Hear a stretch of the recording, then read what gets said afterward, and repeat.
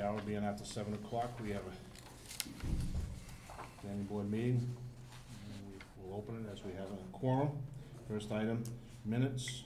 We have the minutes of the May 9th and the minutes of the May 17th. Someone want to make a motion to approve? Second. Okay, there's a second. Any further discussions? All those in favor? Aye. Opposed, abstained. All right, next item, reorganization. Anybody want to make a motion?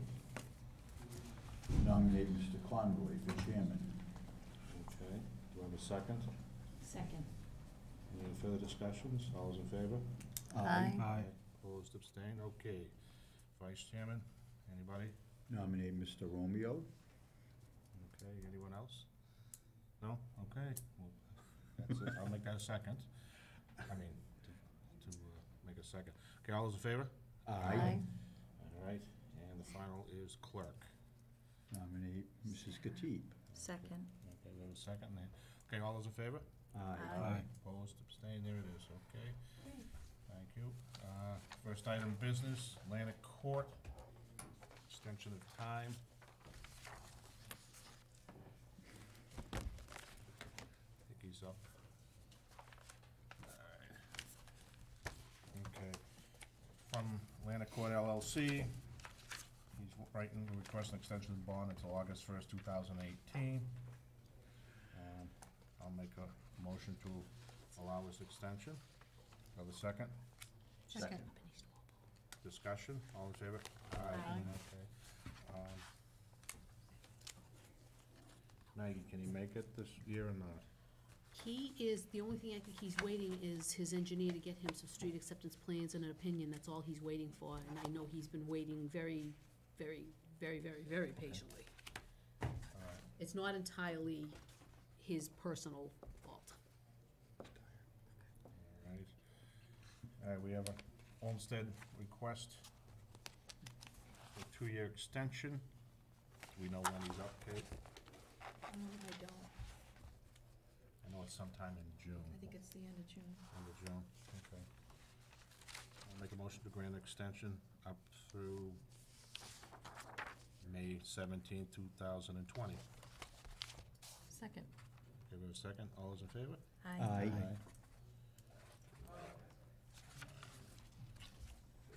What was the Atlantic Court one? What was we going on? He wants to go to August 1st. He's gonna, it sounds like he's gonna try to get it on in September. Or October. All right, next one, what do we got? A&R, RJ Hebe. All the apps. All the apps.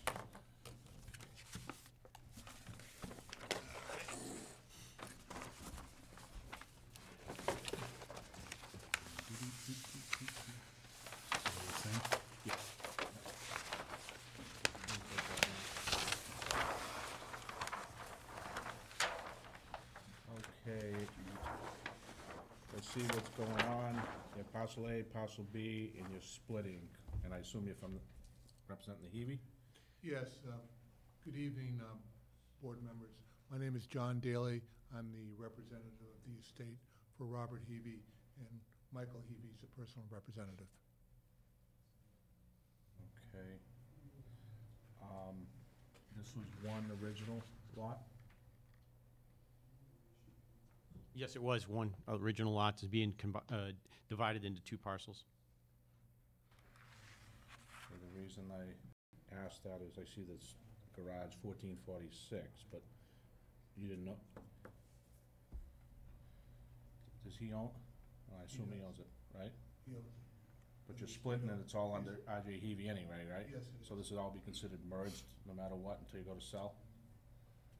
There's going to be a division with regard to Eversource, and then the parcel is almost under purchase and sale, or it could well be as of today, the other parcel under purchase and sale. This particular transaction would have to go forward in order for that second part to be finished. Okay, so if I read this right, parcel A meets the requirements, the frontage and the size, but parcel B does not have the frontage, correct? I think that's a fair understanding, yes. So that would be an unbuildable lot, correct? Yes. That's correct. Eversource intention is to use the property for overhead transmission purposes. Oh, okay, that's why, all right. We've got significant amount of lines across the property to begin with, and I think you're well aware, we're working on another project out there, and it's gonna be continued to be used that way. Tim, is there any issues you see? I looked at it, worked with the engineer, made a couple of edits to it, and I would recommend that the board endorse. Okay, anybody on the board have any questions? Yes. Yes. What zone is this? Both lots? B. One looks like RB, the other's LM? The zoning line runs through the property, where one part of the property is in, I think, light manufacturing, I believe, is in, the other part is RB residential. All right, the one next to the Eversource is what zone? RB? I believe that that's where, the Eversource parcel's on the RB side, I believe. Yeah, it says on the chart over here, parcel A There's a is little- on LM. The lot lies within residence B and LM, doesn't, do you have a different? No, right over here, I'm That's looking where I at the was chart. looking. Yeah, parcel A, it appears that that's in LM, Okay. and parcel B is in RB, which kind of, It's like this. It looks like like it's this. back. LM. Right? One A and of them, B. one of Read that them wrong? has both. A and The lot B. line- The zone line runs go right through it. yeah, okay, there it is, right, oh, geez, right in front of me. See that? Yeah. Okay, LM and oh, actually, it's RB and industrial. So parcel A is in RB, and part of parcel B is in industrial and RB. I think you probably see is that parcel A is actually in the LM zone, and that the RB zone is the parcel B. Oh, I'm sorry, yep, yeah, I got it backwards, yep. Yeah.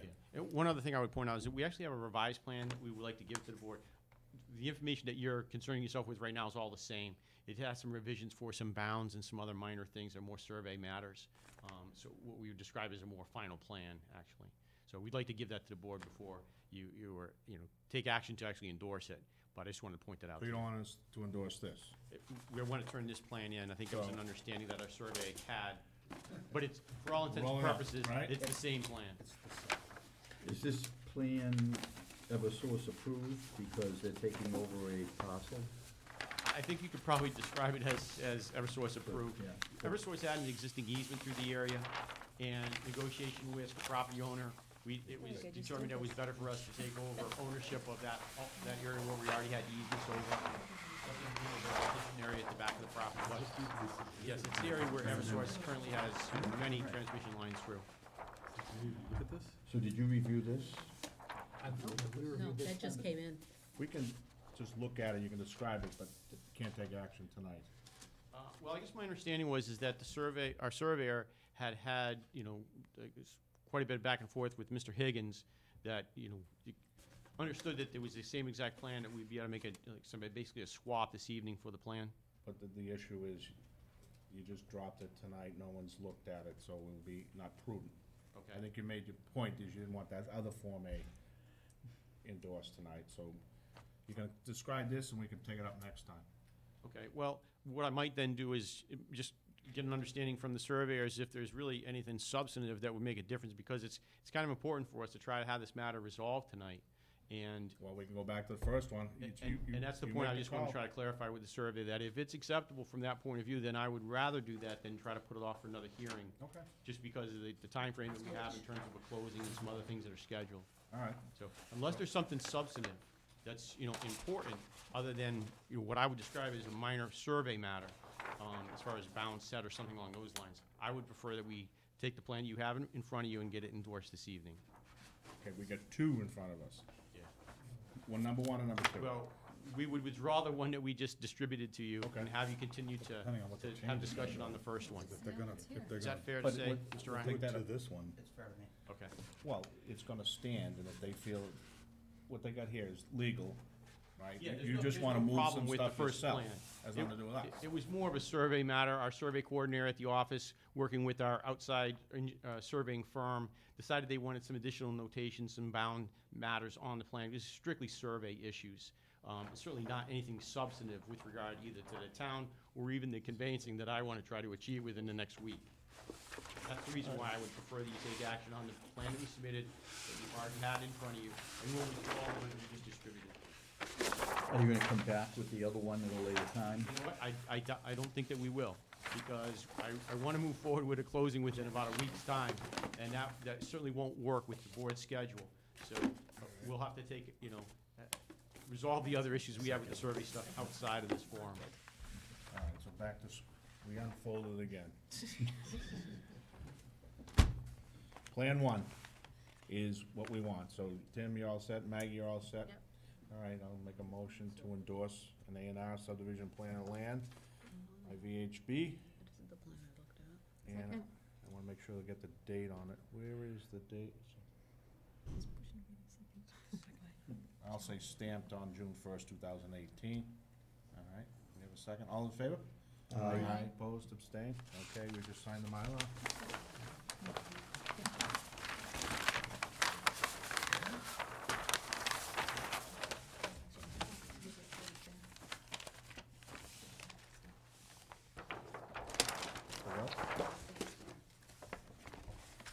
How many years?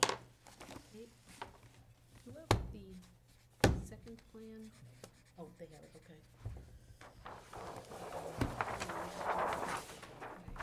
Did you wanna do this?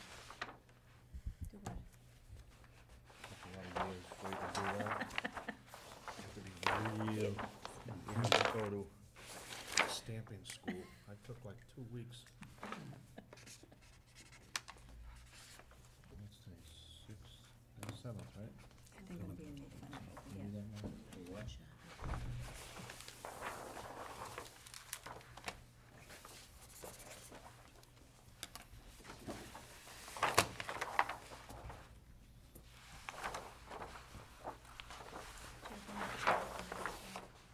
What? Oh. I think they're done. It's everybody? So we need to do one. That's it? Yeah, we're all set. We're all set with this one? Do you wanna roll it up and everything? He's gonna take that. Kate, I marked this 5-0 on the corner just in Okay. case, so you don't get, Yeah. if the other one floats back at you. And that one's gonna be-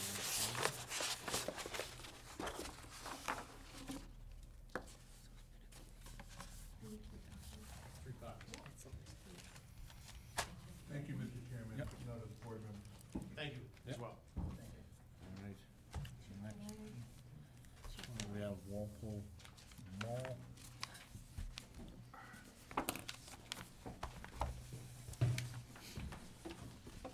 This is just a revised form, and I had your signatures on the front.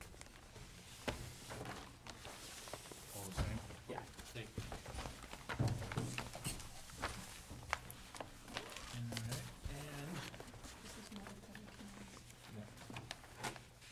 and we have, under other business, Walpole Mall, you're looking for determination of a major minor modification on a pre-existing site plan to Walpole Mall to put in a Chick-fil-A, correct? Okay.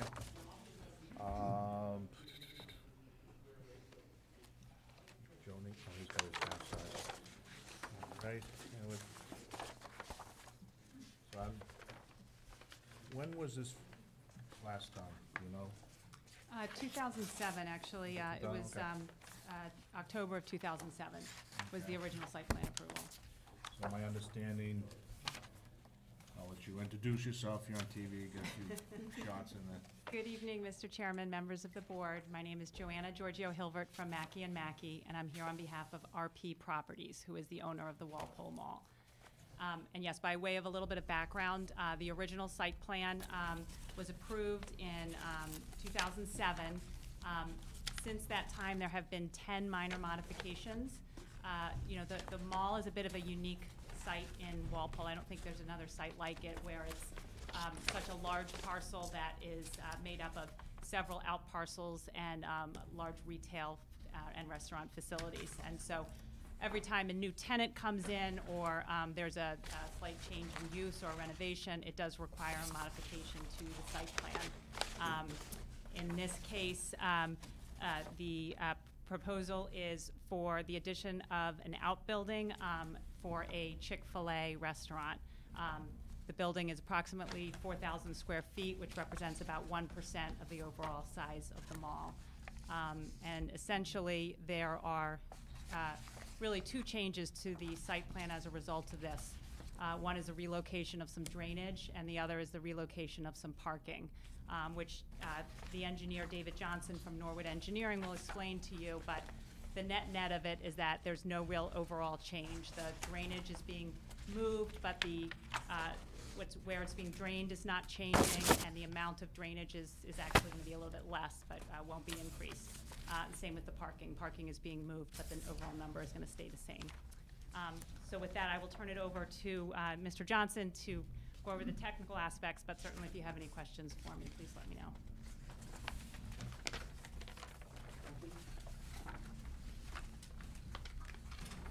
Good evening, members of the board. David Johnson from Norwood Engineering. We've been involved in work here at the mall for quite some time in terms of the permitting, and we're back again with this particular project. Just quickly wanted to go over where we are on the site. You can see the main mall building is in this location.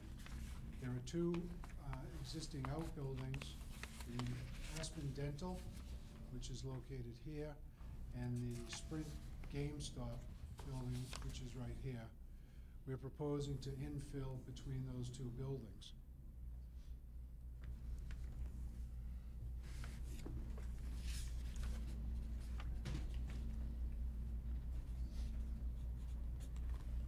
This is the existing conditions plan. Again, you can see Aspen Dental and GameStop, Sprint.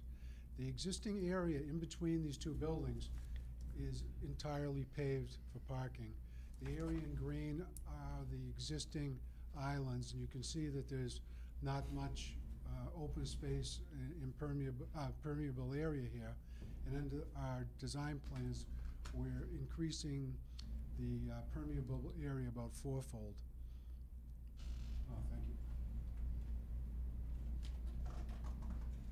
So this is the site plan. Again, you can see graphically the amount of new open space permeable area we have.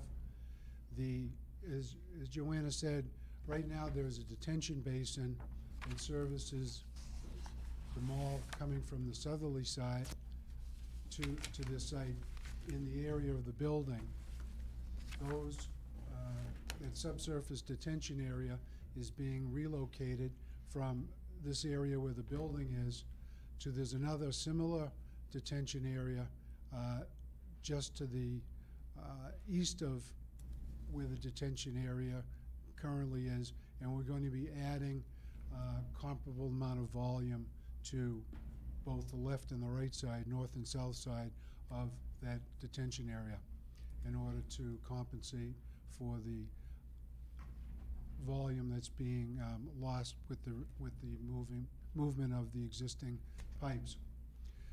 In terms of runoff from the site, because the detention basins here serve runoff which is coming from the southerly part of the site, because of the decrease in impermeable area with this landscaping, we're actually decreasing the amount of runoff that's going into the existing drainage system, which is to the north of the site. It runs overland across the parking lot. In terms of the site plan itself, the building is, can't remember now, 5,038 square feet, and there are 136 seats.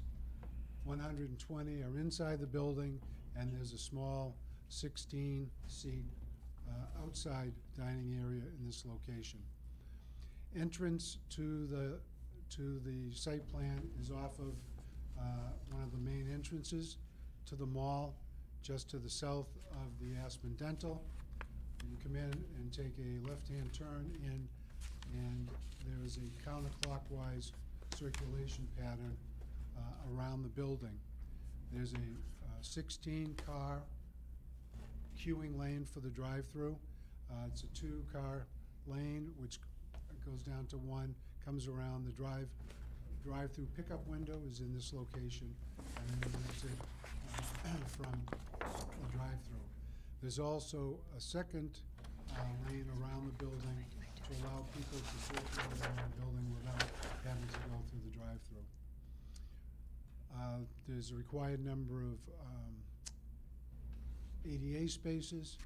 All of the parking meets the requirements of the zoning bylaw and previous approvals at the site.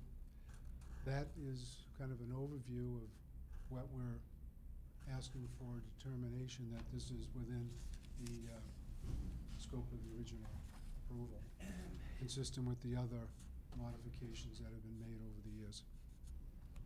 And I'd be happy to answer any questions that the board might have. Okay. Since it's not a public hearing and we didn't necessarily, send stuff out, but I'll ask, Maggie, did you look at this at all? As far as the drainage, in general, the only thing I just would ask Mr. Johnson to go over for the board is the loss plus gain and how the amount of spaces you have and where they'll be relocated if it's still going to relocate spaces too. I think that's probably the biggest, that and circulation is the biggest single thing that there is. And originally, to their credit, in front of the site, which would be at the bottom of it, they had originally had a somewhat different configuration with a one-way lane, which we really didn't like in-house, so that they worked hard to alter, to make it to be what it is now, which I think the circulation's better than what they originally had. I would add that we did meet with Maggie on, I think, 2 occasions to go over the plan, and with Tim Higgins and with David Norton to go over the permitting and design issues. In terms of the relocated parking, it's scattered about the site. There's a couple of spaces down in this location which became freed up with the relocation of a dumpster. We reclaimed some spaces from the original one-way plan that we have by changing some radiuses. There were, I think, 6 spaces in this location. Over here on this side of the mall, we relocated 2 spaces that's currently in a, partly in a grassed area. Then on this bank of parking here, we added 4 spaces on the end of each of these rows, 2 spaces on the end of each of these rows, because this aisle here was substantially larger than what was required. We added some spaces in here by reconfiguring some of the parking, and then we added spaces in this location here for employees behind the building and spaces along here. And if I could just add, so the original, there was a special permit that was issued in 2008, which designated, I think, 1,871 spaces for this parcel. And we retained 1,871 spaces. However, subsequent to that special permit, the zoning bylaw was changed, and the language was added which allowed a shared parking analysis to reduce the number of required parking based on the shared parking formula. We've had McMahon Associates do the shared parking calculation for us, and under that part of the zoning bylaw, we actually have an excess of 165 spaces. And I'll also note that McMahon Associates has been involved in this throughout since the original site plan. They did a parking analysis then, they've updated it for this, and they've consistently found that there's an excess amount of parking on the site. Even at the holidays, you can pretty much find, there might be 1 or 2 days a year where you're gonna have trouble finding parking. Tim? We met with the folks from Chick-fil-A, and with the town engineer and I, we looked at the traffic numbers, and the parking numbers. We thought they made sense. The parking scheme, we were very comfortable with the changes, especially once folks become more familiar with it. With over 1,000 feet of frontage on Route 1, the proposed outside dining is allowed by right. The drive-in through window is pursuant to a 2007 special permit, which allowed 2 drive-throughs, and it's my understanding one is currently being employed by Panera Bread. Joe? Thank you. Page 3 of your plan. That's 8 bollards around the transformer.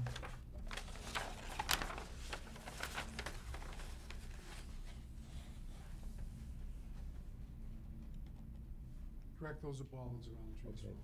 We don't have any bollards around the outside seating, however. Should there be some bollards around the outside seating?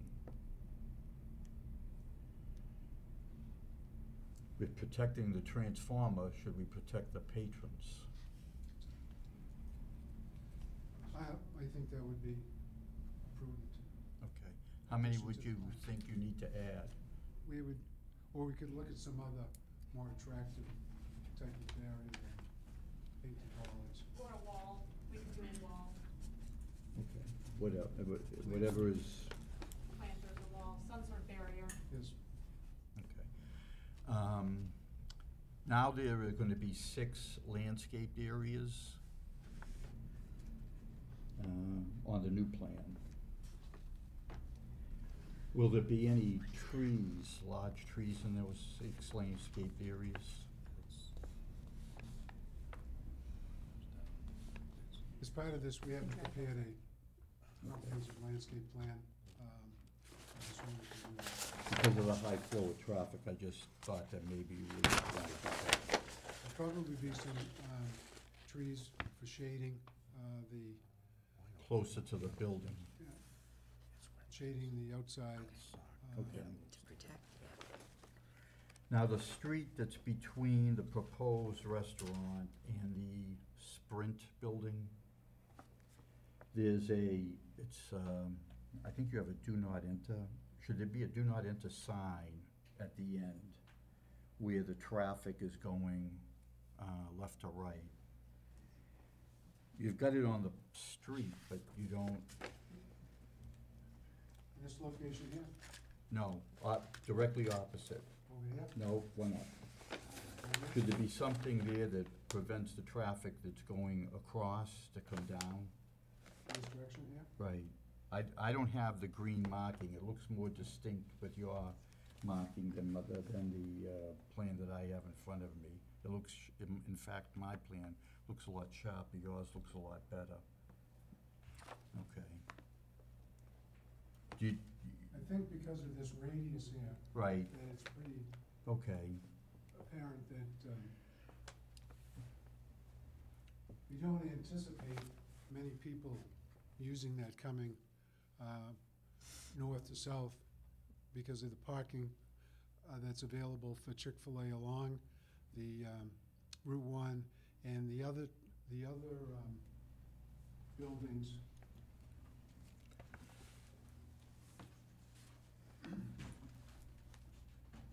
The other existing buildings for Sprint and GameStop, which really are high traffic generators, they have 1, 2, 3, 4, 5, 6, 7 spaces here. Right. I think another 10 here, and all of these.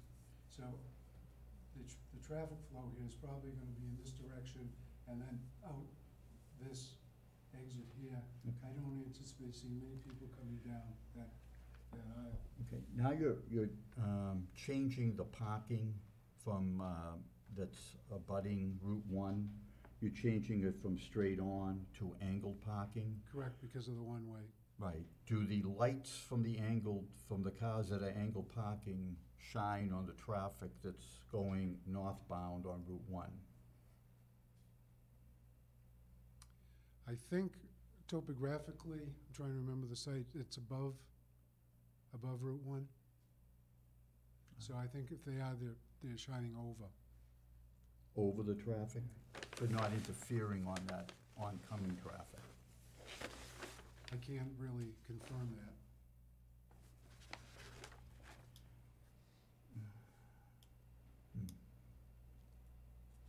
I believe there's some landscaping along there that would prevent, would diffuse that light. Additional landscaping could be supplemented to diffuse the light. There is now, I can't remember where the landscaping starts and stops. But I'm suggesting if it is thin there, then we supplement it to diffuse the light. okay, can we condition something if it doesn't diffuse the light? Okay. The modification issue, minor versus major, I got somebody's attention very quickly when they said that. Could you just go over why it's a minor modification versus a major modification? Because as I look at this, I see a new building, I see a change in the flow of traffic, I see outside seating, and I see a modification that's being done, you know, almost a decade later. So I know there are towns that allow for modification of plans. I think Burlington has a 30-year expiration date on a modification, but yet Stoughton, I think, has a 2-year modification expiration. So can you clarify for the record why it is a minor modification? Sure. So, first of all, there is a provision in your bylaw which does allow modifications or amendments, and there's no time period that bars that. And there have been, yes, this started 10 years ago, but there have been modifications. I do think the last one was in 2011, so it has been 6 years, but it hasn't been 10 years. This is a unique site. It is one site. It's one parcel. And it's a 400,000 square foot footprint at this point. And your bylaw contemplates, when you look at the criteria for site plan approval, that if you were to do an alteration or an addition that would be 2% or more, that's where site plan approval would be one of the things that would trigger site plan approval. So here we have 1%. I understand that if you consider it standalone as a building, it raises questions, but it really should be considered as an out parcel to a much larger project. The drainage is changing, but the impact isn't changing. What drainage is being collected is not changing. In fact, it's a little bit less. And where the drainage is going is not changing. And the parking, yes, the flow is changing a little bit in that section. However, we've had the McMahon Associates do a traffic analysis, and they've concluded that it does not negatively impact the overall flow of the mall. So for all of those reasons, I think when you look at it in the context of the larger project, in the context of a 400,000 square foot retail/restaurant facility, this is the only site of its kind in Walpole, and if we were to require a new site plan every time they made a change, I think that would be burdensome for both the town and the applicant. Plus, you're not changing the principal use, and you're not changing the entire overall paved area. Correct, correct. When you provided the existing parking utilization information, you did not provide a Sunday parking, and I know that Chick-fil-A's business model, they're not open on a Sunday. Correct. So as a special condition, should you now be not permitted to open on Sunday?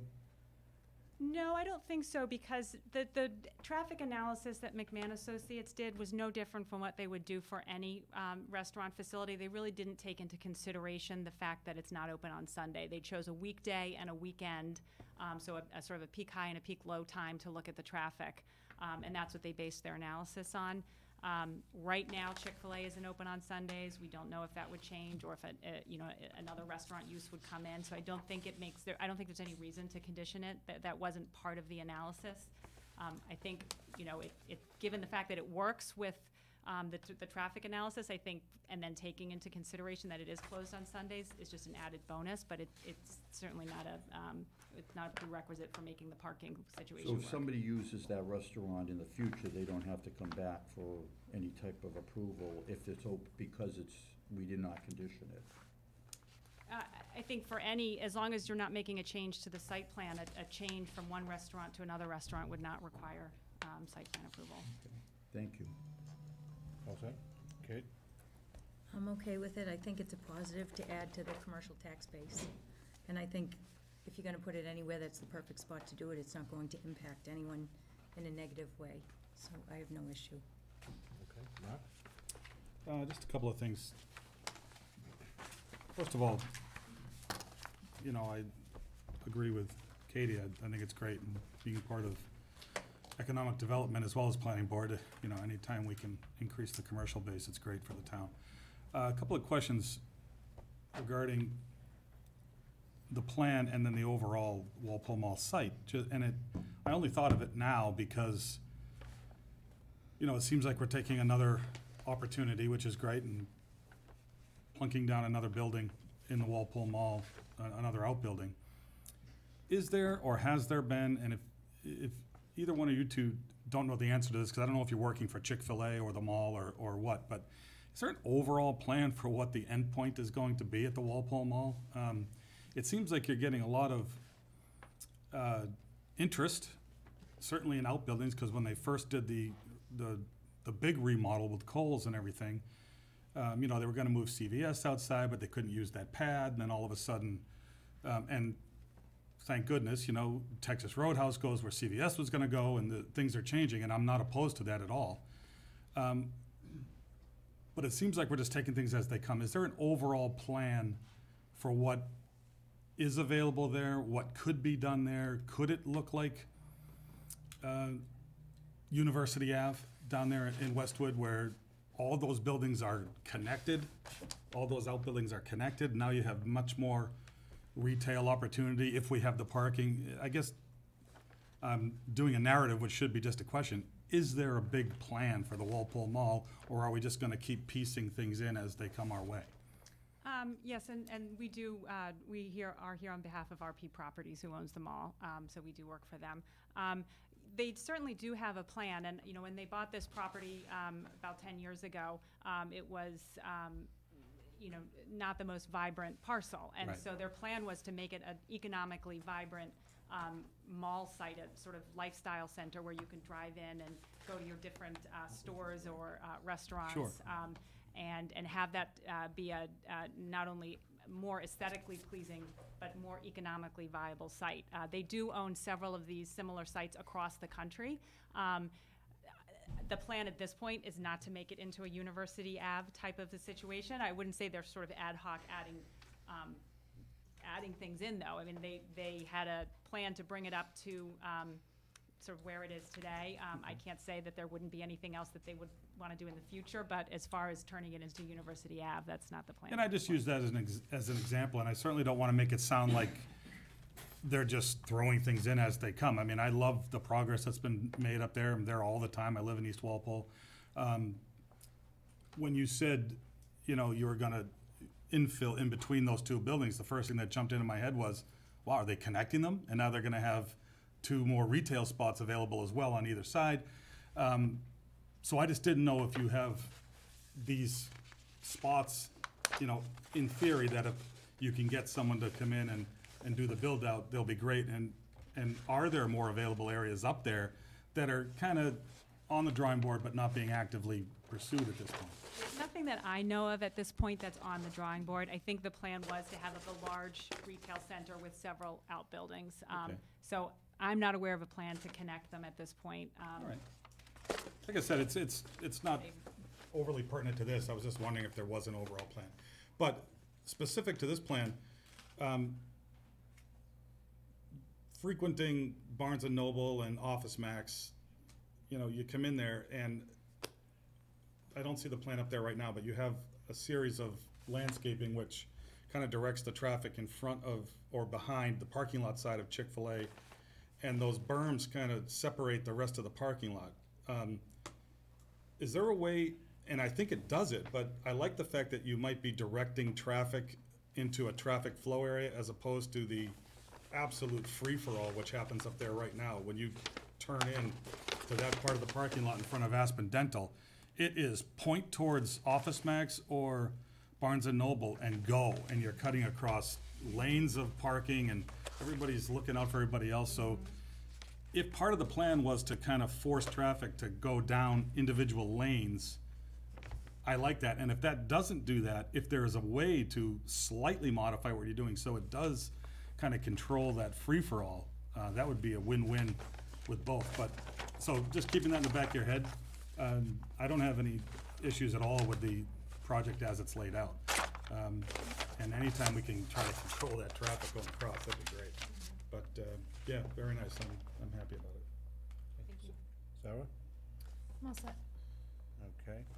So the question is, and before us, they want to know if it's a major or minor, so we gotta get that off the table. So I'll make a motion to determine it's a minor modification. Do I have a second? Second. Do I have a second? Any further discussions? All those in favor? Aye. Opposed?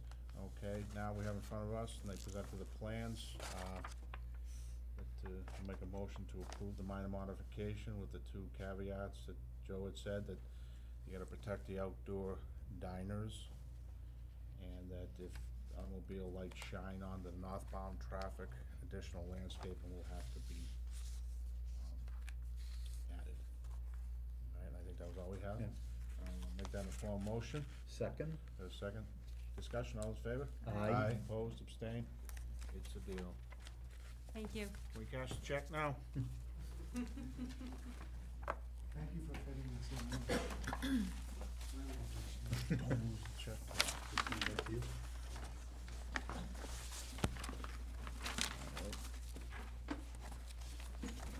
Take off, knock off the next couple quick. High Oaks bond, is there, did it, okay. Has there been a request for final release? Yep, they're chugging away on their punch list. All right, so this is an update then, right? Correct, yeah. Oh, Yep. all right, so there's no action we need to take? No, whenever, the way I do it is whenever I update it, whenever they do some items on the punch list, I generate a reduced list, but the list is more for you than for them. Okay, So that's why- and we all got a copy of it, okay, so we don't need any action then, okay. All right, now, next one, I'll go right here to Baker Street, is that all? Yes. There were some issues. There's still, No. This is, have we worn the ink off the Mylar yet? Yep. All right. What we have here is the endorsement for 26 Baker Street. Been going back and forth a few times. One of them was waiting for a town clerk to sign off that there were no appeals, which has been done. And John O'Leary had sent to us some concerns, of which Maggie for the letter and got them taken care of, correct? He was correct. We found some, they cross-referenced on their plan, so when they had to redo the Mylar. So you have the most recent corrected All right, ones. so everything's all hunky-dory? Good catch, John. Very good catch. Was. She can use more help. What? Those, were never accepted. Agreements were never accepted. Oh, the agreement? Oh, the draft mutual maintenance? Okay, so we gotta accept that? Yep. I thought they determined they weren't gonna do them. They weren't doing anything. It was on the plan, but you had said in a letter it had to be separate. Here's a separate one. This from the attorney. Oh, that's just that letter. It wasn't a mutual maintenance. What it was special condition number 1 of the decision required that they submit language regarding the fact that the road was gonna be private and to submit the language to the board, which is what that letter is, and it also required it to be on the plan, which it is. So that's not a mutual maintenance, just stating, it's a statement. This more is than a anything. statement of what's on the thing, okay? Does everybody understand? If you look on all the stuff on the left side of the, oh, you guys don't got it. That's what this letter is, so we're all set? Yep, is so what you're that's saying? special condition number 1 in their decision. All right, Tim, you didn't have anything to do with this, right? Okay. No, I didn't, Mr. Yeah, Chairman. It's been well before. I'll make a motion to endorse. Second. Any further discussions? All those in favor? Aye. Except the phone, Jen.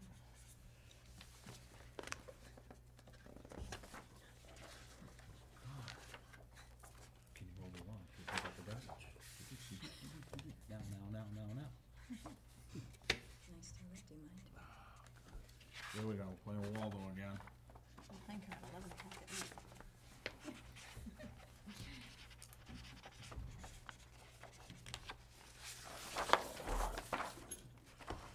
Did we ever move forward on finding the stamp, that signature stamp? I'm gonna mail me this on the first one. That's what the paper towel piece is. Oh. It's just to keep it. To keep the stamp, when they ink Oh, the going stamp. forward, doesn't smudge. implement that? Yeah, exactly. Otherwise I don't have it. Thanks.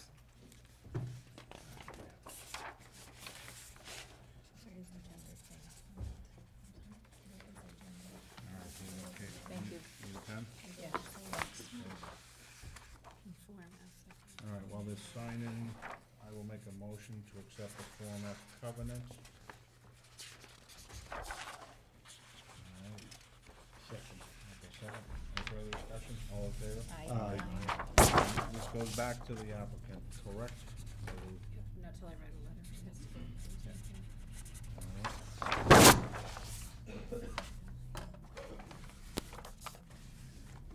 Jack, can I have the attorney's letter too? Hmm? The letter I gave from the attorney.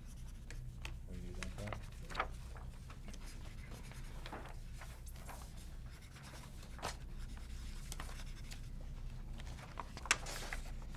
Which one?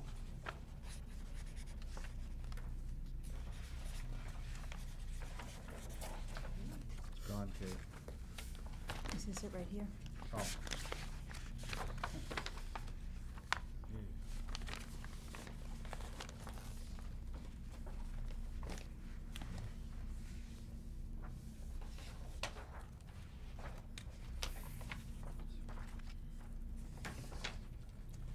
Put that pen back. Get some of these.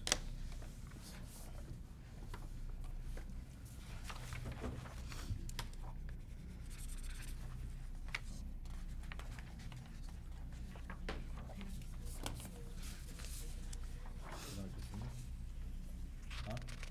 Oh, okay. I just don't know how many people are getting it, so I couldn't do the whole. Alright. I'll knock this one off then. Okay, while they're signing, take one out of order. We have for Pinnacle Point,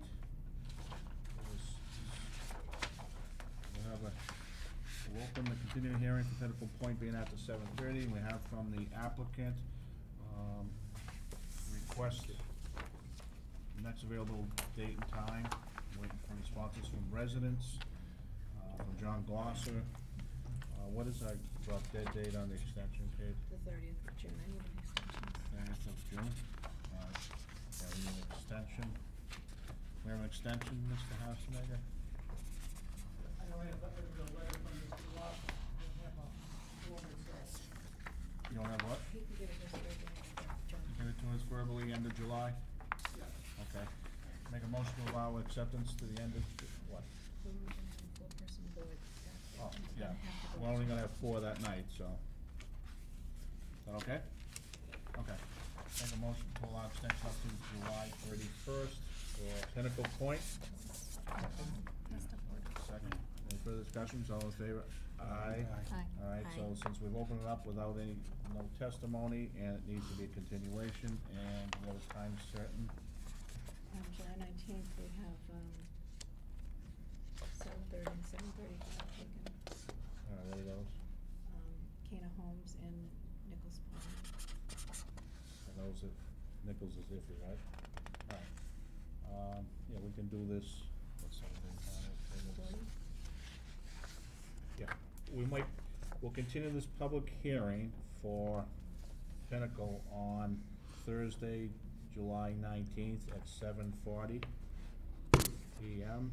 So for everybody who's here, I know a bunch from Pinnacle, Mr. Hassenegger, through his engineers, requested to continue this until the next available meeting, which will be on July 19th.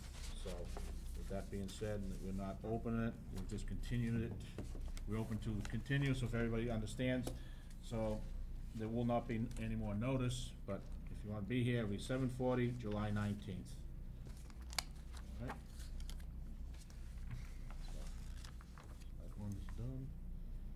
And Anybody have any questions, any neighbors who are here? Maybe just one question as to what the extension's for, why not? It's up to him, he can extend it to ever. And ever. Yeah, July 19th, 7:40. 7:40. Any other questions? All right. Could you confirm that, you're looking for a couple of signatures? You asked to open to just continue, so we can't do that dialogue, John. I don't wanna run the risk of hurting anybody. So, all right, thank you. Before we jump to, the whole Pulte thing, because we have a preliminary, we'll do Renmar first. All right, so Renmar. And the preliminary subdivision, which does not require notice, it's not a public hearing.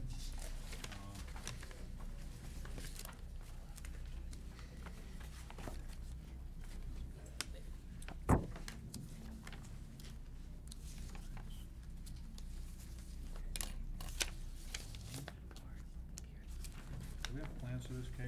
I think they're folded up underneath, in your packet.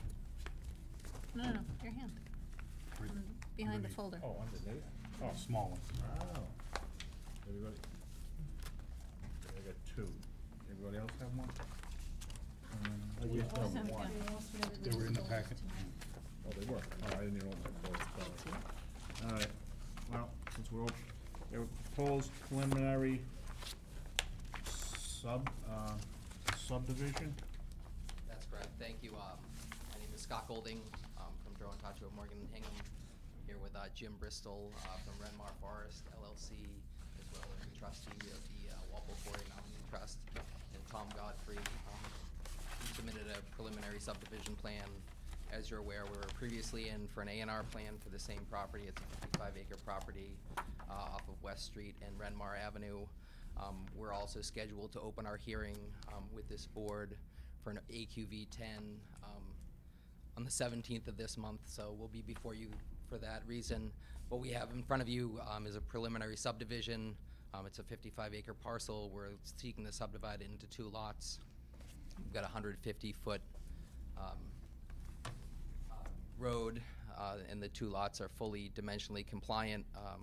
One is 49 acres, the other is, one is 47 acres, the other is 8 acres. The 47-acre parcel has 627 feet of frontage, and the 8-acre parcel has 274 feet of frontage. All right.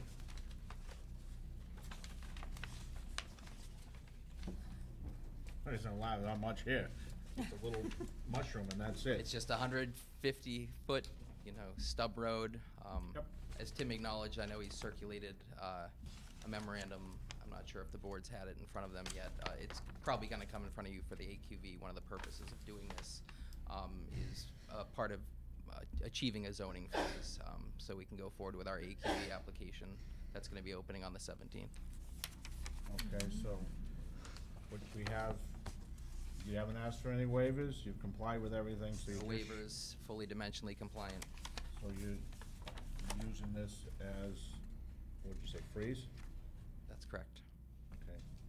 And I apologize, I've stated a couple times that I'd be here on the 17th. It's the 21st, so. Sorry, you'll be at 17. Be here all night. At least no one will object to you. Okay, I'll start from Sarah. Do you have any questions, comments on it being a preliminary? Can you just point out where the proposed AQV, is it gonna be part of Lot 2? The AQV, I actually don't have those plans in front of me tonight. The AQV would probably be on both parcels, Okay. portions of both parcels. Okay. And how did you come up, why are they divided as they're divided? That particular line between Lot 1 and Lot 2? Unfortunately, our engineer was not able to be here tonight. I'm not exactly sure the reason why he picked this location. I believe he located the stub road where he did, obviously, to stay out of the utility easement that's on the property. So that's, I believe, why I put it there. And then the way he drew that line, I'm not 100% sure why he made the angle that way. Okay, so the two lots are going to be off of the new road, That's correct. right? With frontage on both roads. With frontage on Renmar, as well as on the cul-de-sac road. Okay, there's only one legal frontage, so it should be shown the frontage for the new road. So is that shown for both lots?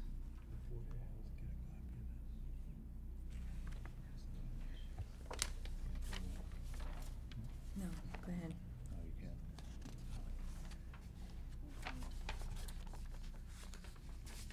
I believe the frontage that distance on the plan includes both.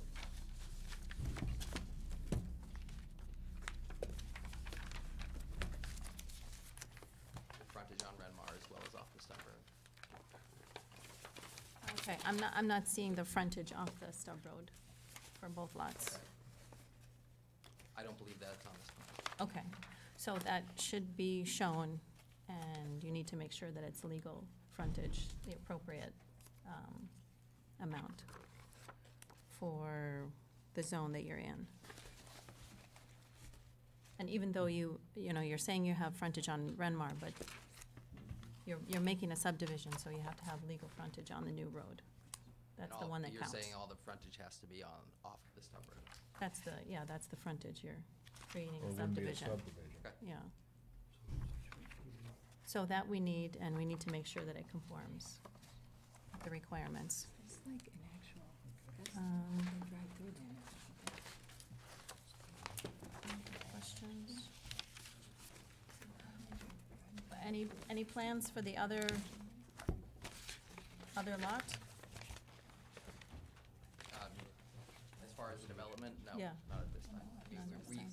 Our intention is to go forward with the AQV 10 that's going to be opening up on the 21st. 21st, okay. Okay, so the frontage is a big one, but that's kind of all I had there. As we move forward on the definitive, we would make sure we're fully compliant with that, so. Okay, We'd show adequate frontage and fully dimensionally compliant. okay. All set? Yeah. Mark, any questions? Comments? Just a quick question. Are you talking about a potential AQV 10 and a subdivision? No, Or it's just the just the- AQV 10. Okay. The primary purpose of this, like I stated, is Sure. to accomplish a zoning freeze, so. Gotcha. Yeah, I'm good. Thanks. All right, Kate? Mine's just a question from a visual standpoint. Are those the high-tension wires? They run right through the development? Yes, there's a utility easement through the property. Okay. Just tap on. What's that? Yeah, go ahead. You all set, Kate? Thank you. What's a proposed preliminary plan? It's either a preliminary plan, there's no such thing as a proposed preliminary plan. Yes, it's a. This is a practice plan? Okay, so the proposed can come off, I Okay. think. Did this go to the Board of Health according to the bylaw? Did you send a copy to the Board of Health? We did. We did it? Yeah. And do we get any, no They're not comment? meeting, they haven't met. Okay.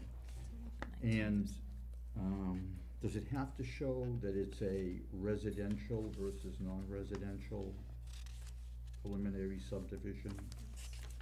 The instructions call for a specific designation on the plan?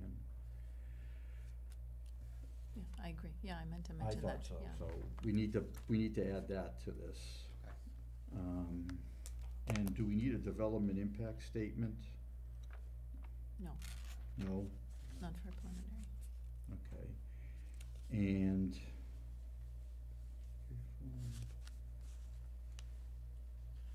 there was a lot of requirements that are on page 8 of the bylaw under 2.4, form and content of preliminary plan, and I was having difficulty finding them on this. Butters, did you have the abutter list?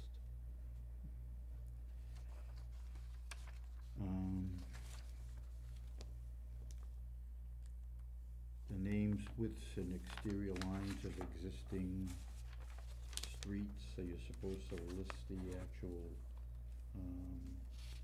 measurements. They're just looking for the intersections, I would, where it comes onto Renmar, and I believe, what is it, Forest in West. Okay, how about the major surface features, stone walls, wetlands, trees?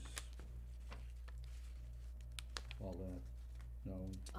It's whatever, I don't have the plans in front of me, so it's whatever's on there now. Let's see. You look, your memo seems to We've indicate that there's some missing stuff, but you were A few things. you were very polite in the way you did it. Well, the thing with a preliminary plan is, like, that forming that list, it's show the water system in a general manner, show the drain system in a general manner, so those types of things, depending on what you consider a general manner, they have. And I would imagine on these topo sheets, although they're tough to read at this point, you've got your major features, you've got the hills and the valleys and the peaks and the, what do you call it, the power lines and all that. That's all they've got on these sheets. It's just a lot of it's hard to read because it's small. Well, even if it's a final plan, we're only concerned with the road itself. Yeah. Beyond that, we don't have to show anything. It's just how the road's being affected and what they're gonna do around it. I mean, you got stuff way in the swamp, so. All right, otherwise I agree with Sarah too about the frontage, so, thank you. All right, you all set? Maggie, do you have any, I know you got comments here. Just a couple of things I wanna go over. Just realize that the town has a municipal storm drain connection policy that does not allow, and it's just gonna be more for when you come up with the AQV, but the policy does not allow for connections from private sites into the town's municipal storm drain for overflow for any reason, Thank you. just so you know. And also, the proposed water quality unit, if you end up putting it in, needs to be on a private lot and be privately maintained. Okay, thank you. All right, Tim, did you have any comments? I did provide them to the board and to the applicant in a memorandum dated May 31. And it's obvious that this is just to freeze the zoning, so I didn't get into any really technical aspects, other than the fact that we do have a time constraint now. We have 7 months. Obviously, you're gonna move forward with your AQV, but that 7 month is still, the clock ticks on that, so you're gonna have to make a decision as we get closer to that, to follow this up with a definitive to maintain the protection. Certainly. Okay. The only thing I'll say is you're required to have something for the Board of Health. That's always the key thing, so my thought is we shouldn't be giving our up or down. We'll just wait till we get that, which should be probably by the 21st.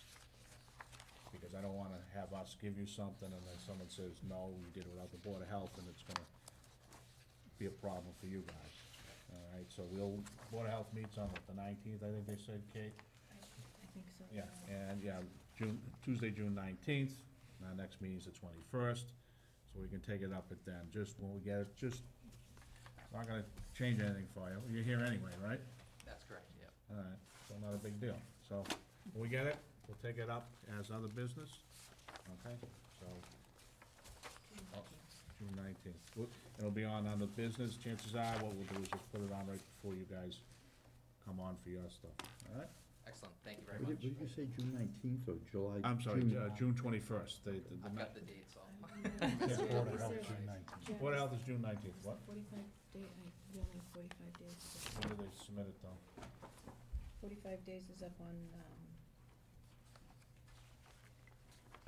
6/9, 6/9? so we need an extension. Okay, we need an extension Yeah, that's acceptable, up through the end of June, just to have it. that's fine, Okay. absolutely. Make a motion to allow extension to take action on this preliminary plan up through June 30th. Second. Second, all in favor? Aye. Okay, so see you on the 21st. Excellent, thank you very much. Yep. And just, if If I was you guys, I'd just make a call to Board of Health, just to make sure. Alright. Hmm? Alright, so, you want a break? Okay, go ahead.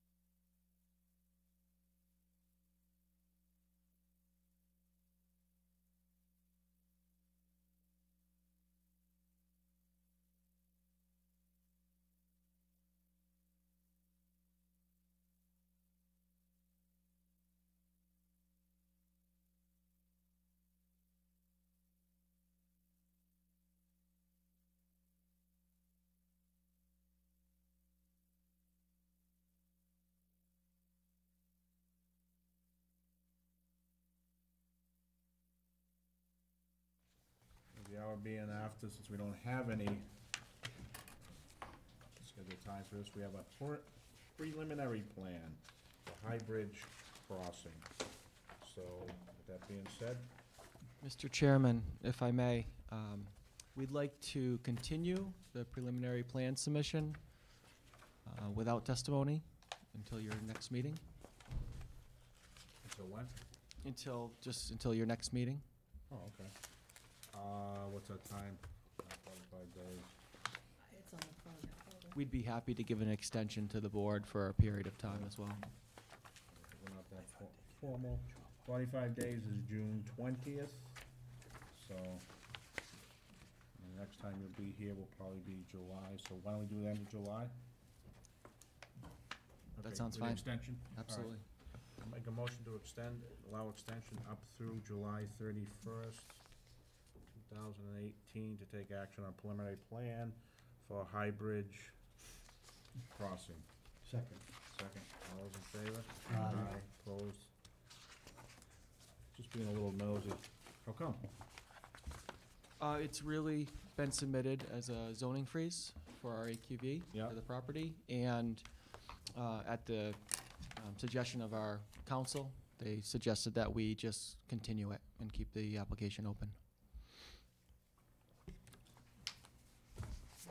I wonder if that keeps you 7 months, though. What Well- has your attorney said? What has your attorney said about that? State law is you get a zoning freeze for 7 months on Mhm. preliminary, That's right. but if you keep pushing it, Yeah, I mean, hopefully, I mean, we're in the public process for the AQV and AQV on the site, and hopefully we would obtain a special permit approval prior to the 7 months. So that's a time frame that we're tracking, and then once the special permit is issued, that would freeze the zoning as well. So that would be hopefully the method that happens for this project. Can I ask you a question about Go ahead. that? Do they even need a subdivision plan? I don't see them needing it. well, we should ask them. What is, okay, what changed in this spring that affected you? Nothing, I don't believe. Yeah, there was a lot of confusion around the article that was presented before town meeting, and there were different versions that we saw. And some versions may or may not have affected 15-acre AQVs, and other versions did. And we're still kind of reviewing the final version that the town meeting approved, and whether or not it affects our 15-acre AQV parcel. So at this time, it's just better that we keep our submission open, and it would freeze zoning for us if the parcel was indeed affected. Just asking the. Yeah, no, Question I great was gonna questions. ask, well, I was gonna make it to the guys before you, Renmar. Yeah. I don't know why they did it, cause they did a perimeter plan with us about 2 months prior, and you get 2 years freeze. I mean, you guys could've done the same thing. Wouldn't that have been simpler? You know, we had learned of the zoning, and we talked to our council, and that was what he suggested that was the cleanest and way that we should do. No, I know why the guys before you did, but they didn't have to, cause now Yeah. they get, how much freezing can you have? But now they've created a problem where they gotta get something rolling in 7 months, Mhm. whereas at the perimeter plan allowed them 2 Yeah. years. Yeah, I'm not sure. Honestly, I don't think the zoning that was approved at town meeting affects our proposal. Yep. I don't think it's intended to affect the 15-acre AQV, but we just thought it'd be better to continue to leave that avenue open. All right, just asking, Yeah, that's all. sure. Mr. Chairman, Yes. we have an extension. Is it added to a meeting? Like continue to No, the it- next meeting, or they don't want to do that? Well, that's a good point. They have an extension, but did we add it to a future meeting? Has it been continued to a certain date? continued to July 19th. No, that was That was the last that was Renmar. So All right, so we'll continue to their next meeting when they should come in here, which would be the 19th, too. Of July. But they have asked July 21st. Well, that's another thing, is we have our, I want you to be. well, I understand the 14, no, we still have our 14 days. Well, I might as well throw that out. In our rules, we have 14 days, so Sure. you can't hit the 21st, but you can hit the 19th. Oh, I'd be happy to continue it to the meeting in July, honestly. Can No we need to take up a agree that we'll roll it with, whenever you're here, it stays until we take action? Okay, Yeah. so we'll put it on. Does that make sense, Kate? Yeah. All right. Wouldn't want you to come back for something special. Hey, I don't want to take up room on your agenda if it's really a placeholder either, so it's, All right. So- 7/19. Yep, But 7:19. it's Okay, continued. with the hour being after 7:28 and after 7:29, we have continued site plan for Worthington Green, number 18-2, and special permit 18-3. And question, did the name get changed? Did, right? The name got, yeah, but I don't think the board has, I mean, Okay. Mr. Chairman, the name that we submitted the AQV under, we were initially calling it Worthington Green. Yep. And it became suggested to us that that name was not acceptable to various staff for its similarities to other names in town. And also, we didn't go through the proper process of getting the names approved and submitted. So since our initial submission, we have submitted to the planning board consideration of two different alternative names. One is Highbridge Crossing and another is Pennington. I forget the Pennington Village, I believe it is, but it's before the board. We've Pennington submitted it. Crossing. Pennington Crossing, thank you. And that should be distributed around, and we're waiting for feedback on if both of those names or if one of those names is preferred and accepted by the board. I didn't know we picked those. I thought we just did streets. Well, the street name is Well, it should match the associated with the street. project, the street name. So if it's Pennington Crossing, we've also proposed in that submission to the board that the street name would be Pennington Drive, and then all of the addresses of the units in the development would have that Pennington Drive address. And we submitted a spreadsheet for the board's consideration and also for the. Want to resolve this now? I think he's having fun with it. This is the hardest part of this whole presentation. Getting a name for his, Well, we've got 6 streets in Walpole that are High Oaks, High Plain Terrace, High Street, Highland Lake Drive, Highland Street. So I think you're gonna have a problem with anything with a high in it. In Pennington, there's a Pemberton and there's a Petty's Pond Lane. So it seems like alphabetically, it wouldn't cause confusion to anybody if it was in the Pennington area. And I looked at your spreadsheet and it looked fine to me. So for what it's worth, if you're going to push it forward with, I would think that you would have less pushback with the Pennington name. We're open to either. They were suggestions and alternatives for your consideration. I know there's no street named that. Named what? Maraski.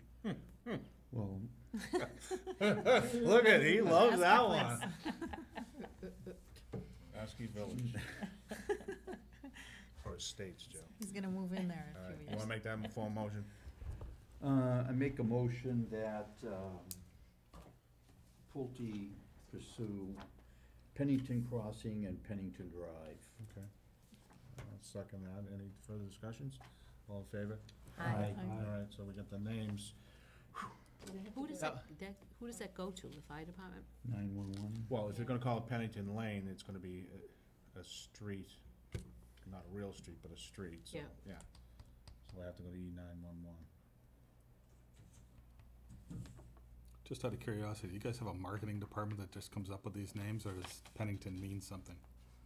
Our marketing department Could've been provided the anything. names to us. Could've been Teddy Bear Lane and it would've, doesn't matter, Pennington? They come up with some unique names for our projects. Sounds good. There you go. Good job there. All right. With the hearing being open, and we're here tonight doing traffic, correct? That's right, Mr. Chairman. With me tonight is Bob Michaud from MDM Transportation Consultants. He's our traffic engineer on the project. Also with me is Matt Leidner, our civil engineer from CDG Engineering, and Reed Blute from Pulte Homes. At the last meeting, we had a lengthy discussion with the board and received comments regarding the traffic impacts associated with our project. The recommendation of the board, we left here and did have an opportunity to meet with the police chief, Carmichael, and go over his concerns and his comments, thoughts on the project. We followed up to the board with a supplemental submission to the board with some improvements we wanted to propose for our project. Since then, we've had a second opportunity for a coordination meeting with, again, with Chief Carmichael, other various staff of the police department, including Officer Foley, the town's peer review traffic consultant, Phil Viveros from McMahon Associates, who I believe is here tonight, and also members of our team, and specifically Bob Michaud from MDM, and Tim Higgins was also present at that meeting.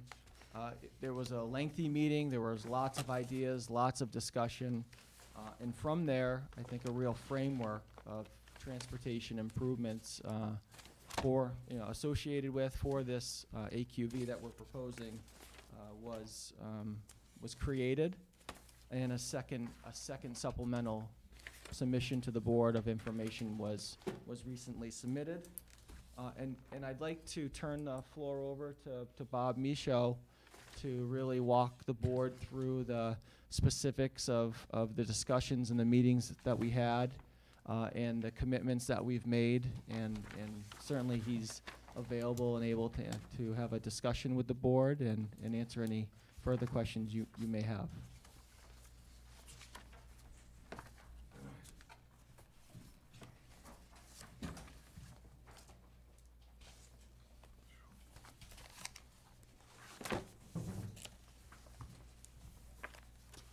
Thank you, board members. Robert Michaud with MDM Transportation Consultants. What I'd like to do is recap the outcome of two separate meetings that we've had with the police department, the latest of which on June 1st involved several members of the town, Public Works, Tim Higgins, and several members of the police department. And the nature of that June 1st meeting was to roll out our concepts for various improvements along the East Street corridor. We understood clearly from the police department that they had serious concerns, particularly with the School Street intersection from a safety perspective, and they were very upfront with us about their desire to enhance the safety of the corridor generally in East Street. So we've developed concepts at three separate locations that I think address some of the points that were raised at the last board hearing. And I'll step through each one of those.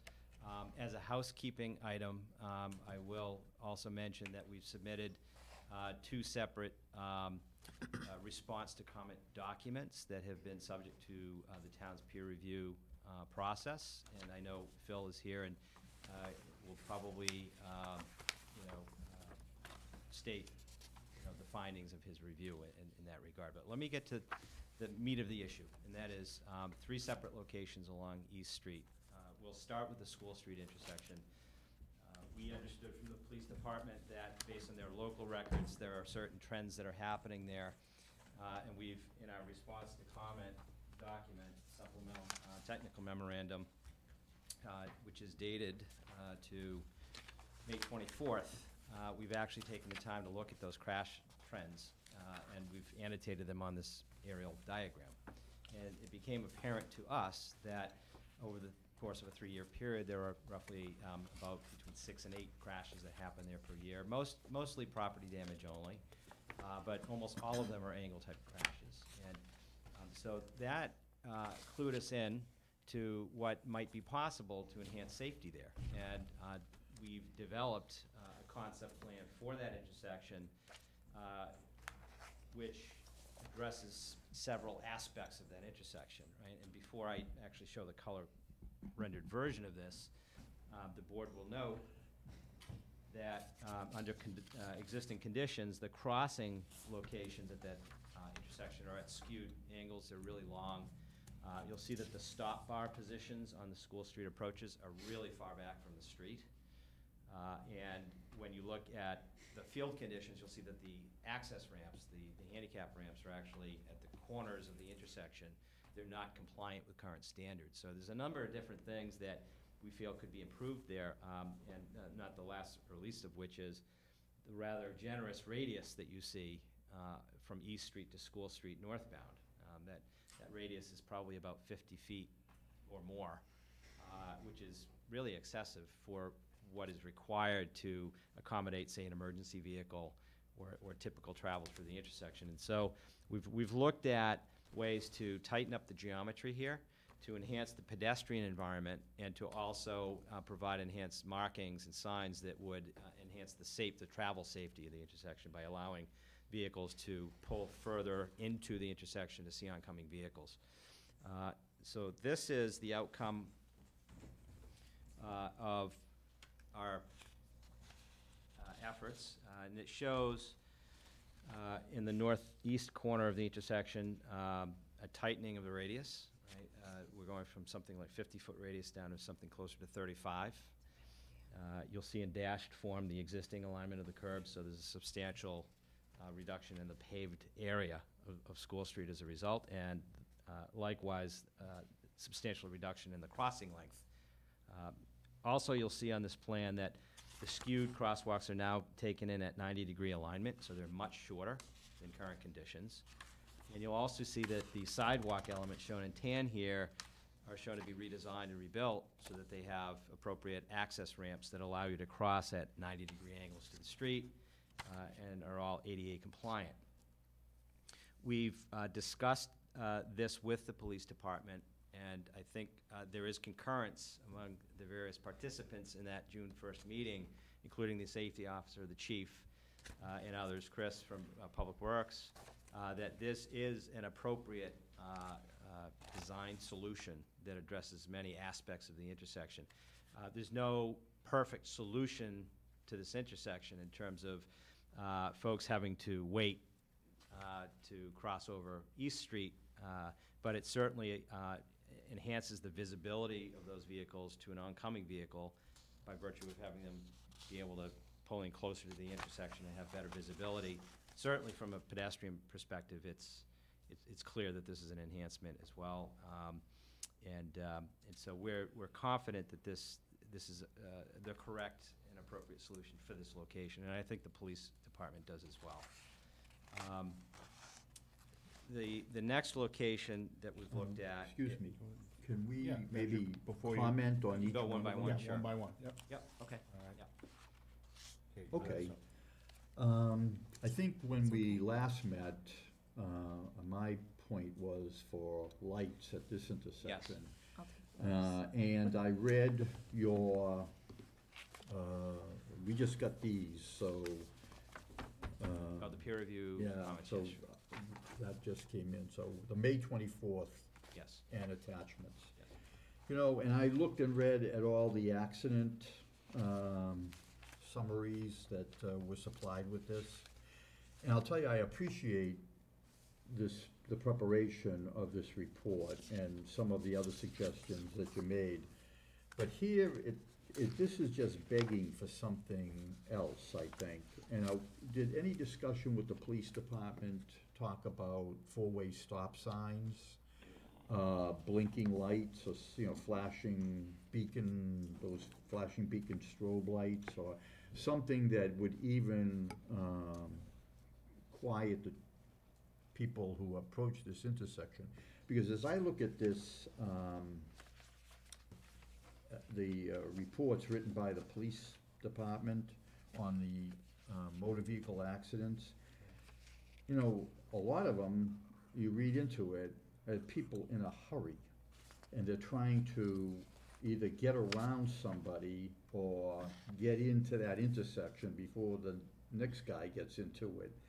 And there are a lot of people here that are causing the accidents. They're not Walpole people. So I'm wondering whether they know that that's a shortcut, or whether or not it's, these are the accidents. Medfield and a Marshfield person, a Stoughton and a Norton person, a Norwood and a Rosendale person, an Attleboro and a Medfield person, a Canton and a Foxborough, Blackstone and Millis. It doesn't make any sense. Norwood and Franklin. So either they're familiar with the territory and they know it's a shortcut, and they're trying to rush through this, probably to get by the Main Street Route 1A traffic jam in the evening, and then travel across Common Street in order to avoid the lights. So to me, this sort of begs for something else, and I wonder why the police, even the stop sign, which to me seems like the most the lowest level of a correction, why that wouldn't have been acceptable. Well, we certainly think that a stepped approach is the right approach to improving this intersection, right? So what I mean by that is that geometrically, we know that this needs to be enhanced, and that's what's shown here. We know from a pedestrian perspective it needs to be enhanced, and we know from a vehicle orientation perspective with the pavement markings that it can be designed better than it is today, right? So those are all positives that will enhance the safety of the intersection. I can't answer the question as to why people, other than people who live in Walpole, may use the intersection. I suspect that people who use this are familiar with it as a shortcut. That bears out fairly consistently when you look at the hour-by-hour traffic volumes on School Street. You know, there's something like 300 vehicles over the course of an hour that want to go north in the morning, for instance. When you get past 9 o'clock in the morning, that drops off significantly. So this appears to be a commuter-type issue, and one in which School Street has become a shortcut to the downtown. So that's our educated guess. Now, stop sign control, you mentioned always stop, for instance, certainly would create a better opportunity for somebody who's on School Street to go across the street. The concern I would have, and we touched on this very briefly in our discussions with the police department and with the peer reviewer, is that introducing four-way stop, first of all, should always be done in a way that the intersection should have balanced volumes, right? You don't want to have a situation where you have a much higher volume on an arterial roadway, in this case, where every single car has to stop while they wait for someone on a lower volume side street to proceed through, right? What that would do is it would create an inequity in the amount of delay that people are experiencing generally in the intersection. You'd have, in my opinion, a fairly long queue here regularly during commuter hours if you were to place that under stop control. And so I don't think it would result in a net positive, is the best way to put it. That long queue Yes. would allow the people who are queuing on School Street to actually come out, because as I read the traffic, the reports that the police wrote, it appears that it's the School Street people who are causing the accidents because they don't have an opportunity to get out. So they're looking for any hole in traffic on Route 1A to make their move, and that's where the traffic accident is occurring. So for me, queuing on Main Street on that Route 1A, I'm not as concerned about it because I think that gives people an opportunity to come out. I'll be knocking that sign down first day. But, you know, Joe, you hit on that. I'm gonna say, I commute 27, 1A, 109, there's no stop signs. The only thing that stops on those roads are lights. There's no four-way. But you had I wanted to ask you, you had the accident info. Was it mostly people coming up from School Street? Where are most of the accidents generated from? People trying to come up School Street to go across to the north? Or go south. This No, is, coming, South. I think I it was think coming it's the other south. way. Coming the other way? Right. Yeah. Was it? This And is they have actually a that visibility. diagram that shows each and every accident, and you'll see that, for instance, all these numbered crashes represent, you know, a specific crash is shown in this summary that we've provided, right? And you see that the highest number of circles, if you will, the highest number of crashes all involve an angle crash for an eastbound movement on East Street and a vehicle that's traveling south on School Street. Right, so that's a predominant pattern. I think part of the reason that happens, could happen, one of the causal factors, is you see that stop bar position. It's way back of it's literally 8 to 10 feet in back of where the crosswalk is. So I think what may be happening in part is that people are coming up to the stop position and then they're eking forward, you know, and they're not quite seeing the cars or the gaps that they need to see. What we suggest doing in that case is, first of all, we'd want to shorten up the crossing itself, but we'd want to pull the stop bar position much closer to the intersection so that you can have the proper visibility to an oncoming vehicle in that particular instance. You have a similar circumstance on the northbound side. Again, the stop bar is set back way back at where it should be. So again, we're gonna pull that up. So, Nobody stops at those stop bars, though.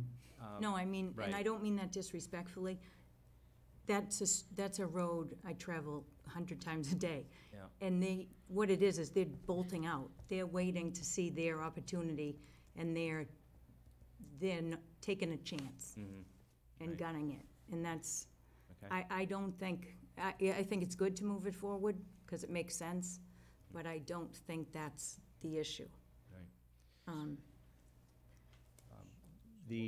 Most of these people are out-of-towners?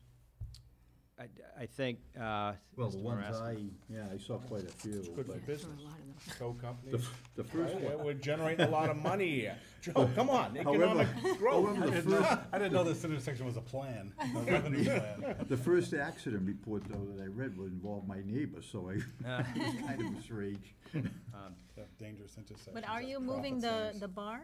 Are you, Yes. you're moving it? Yes, that's right. So when you look at, this is guidance that traffic engineers will look to say, what's the appropriate rollout for an improvement? And we heard from the board that, gee, what about a traffic signal, for instance? And certainly, you'd want to meet certain warrants, volume warrants. The issue that happens here is that you have this much higher level of traffic activity between, say, 7 and 9 in the morning, and then once you get past 9, it gets pretty, not sleepy, but it's substantially less active on School Street than during those hours.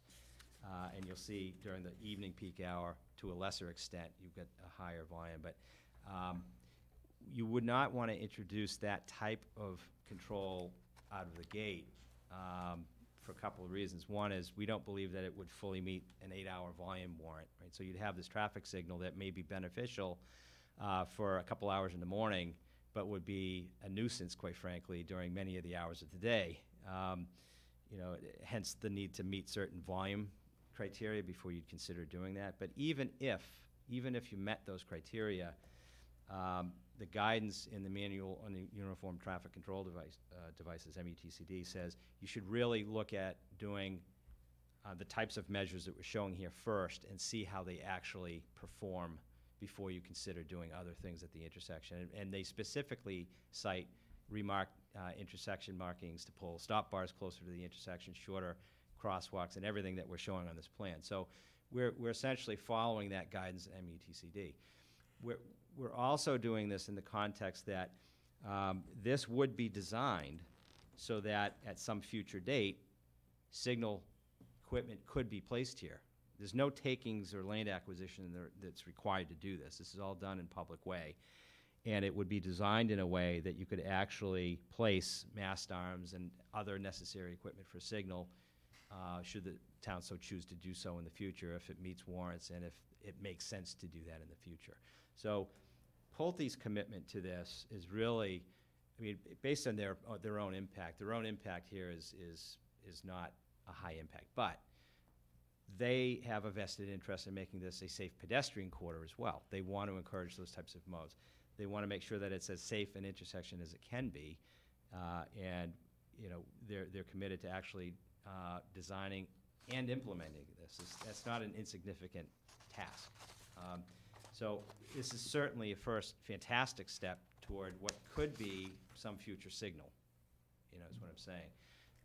Your argument for that is just the opposite of what the state used when they came out to Walpole to talk about the reconstruction of Route 1A, and they were putting like 5 signals from Fisher Street or Bullard Street all the way down to the town center. They just said, we're gonna put these lights here.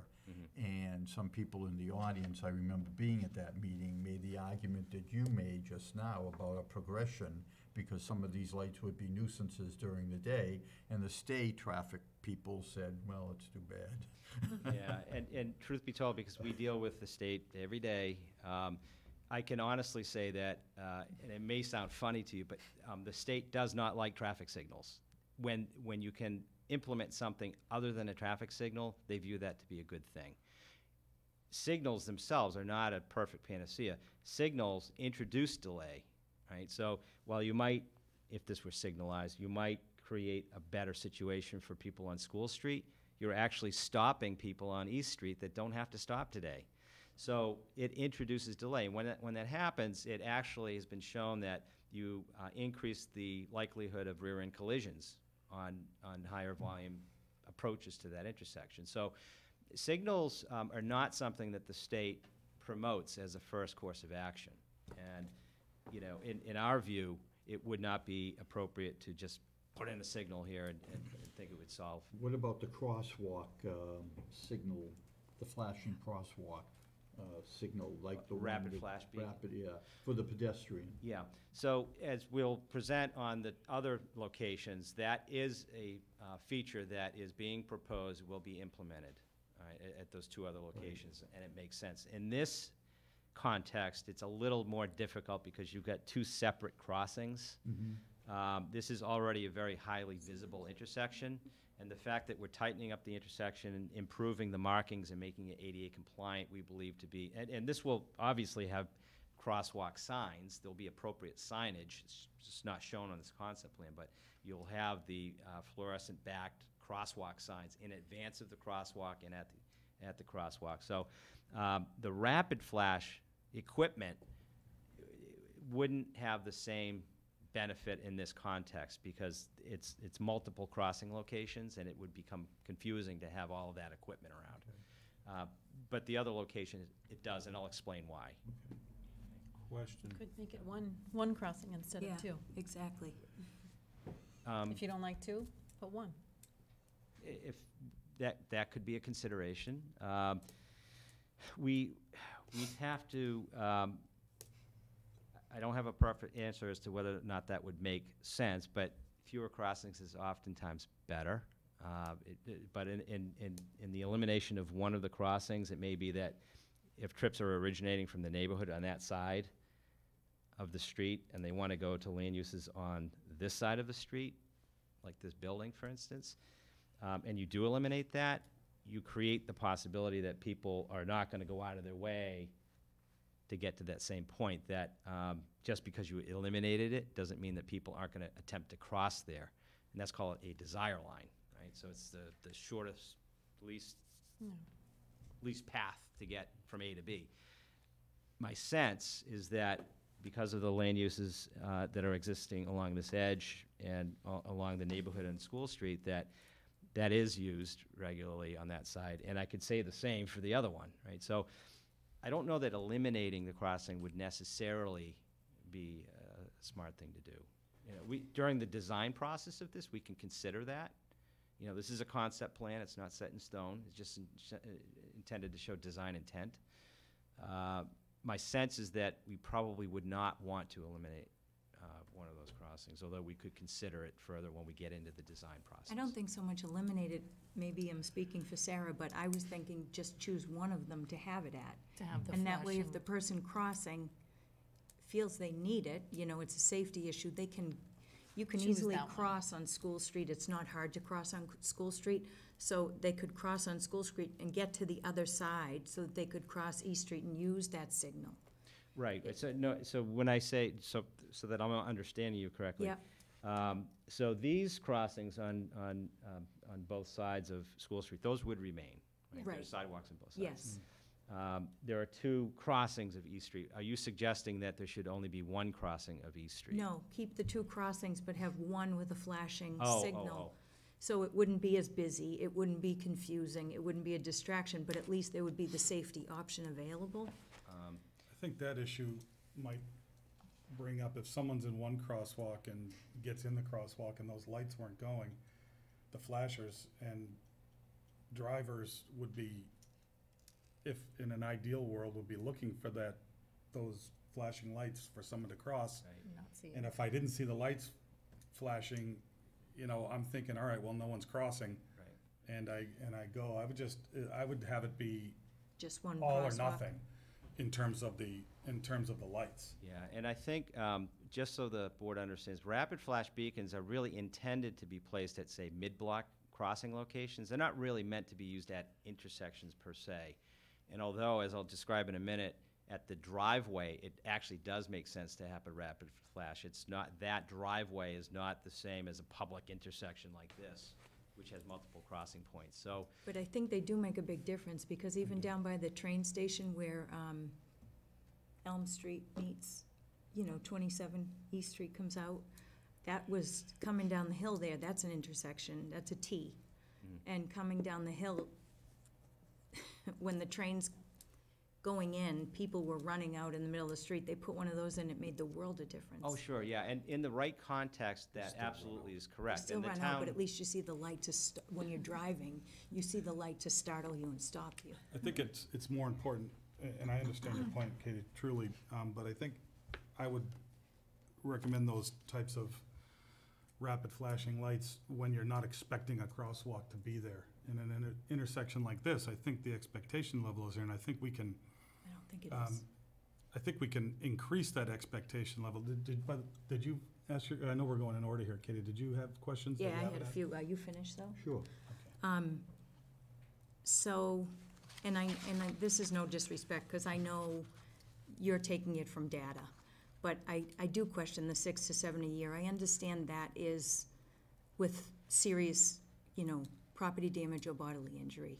But I mean, in the past 2 weeks, I've dealt with 2 alone. So I think the incidents, and I understand you don't live here, so you don't see it, but I think the incidence of accidents at that intersection is so much more than is documented.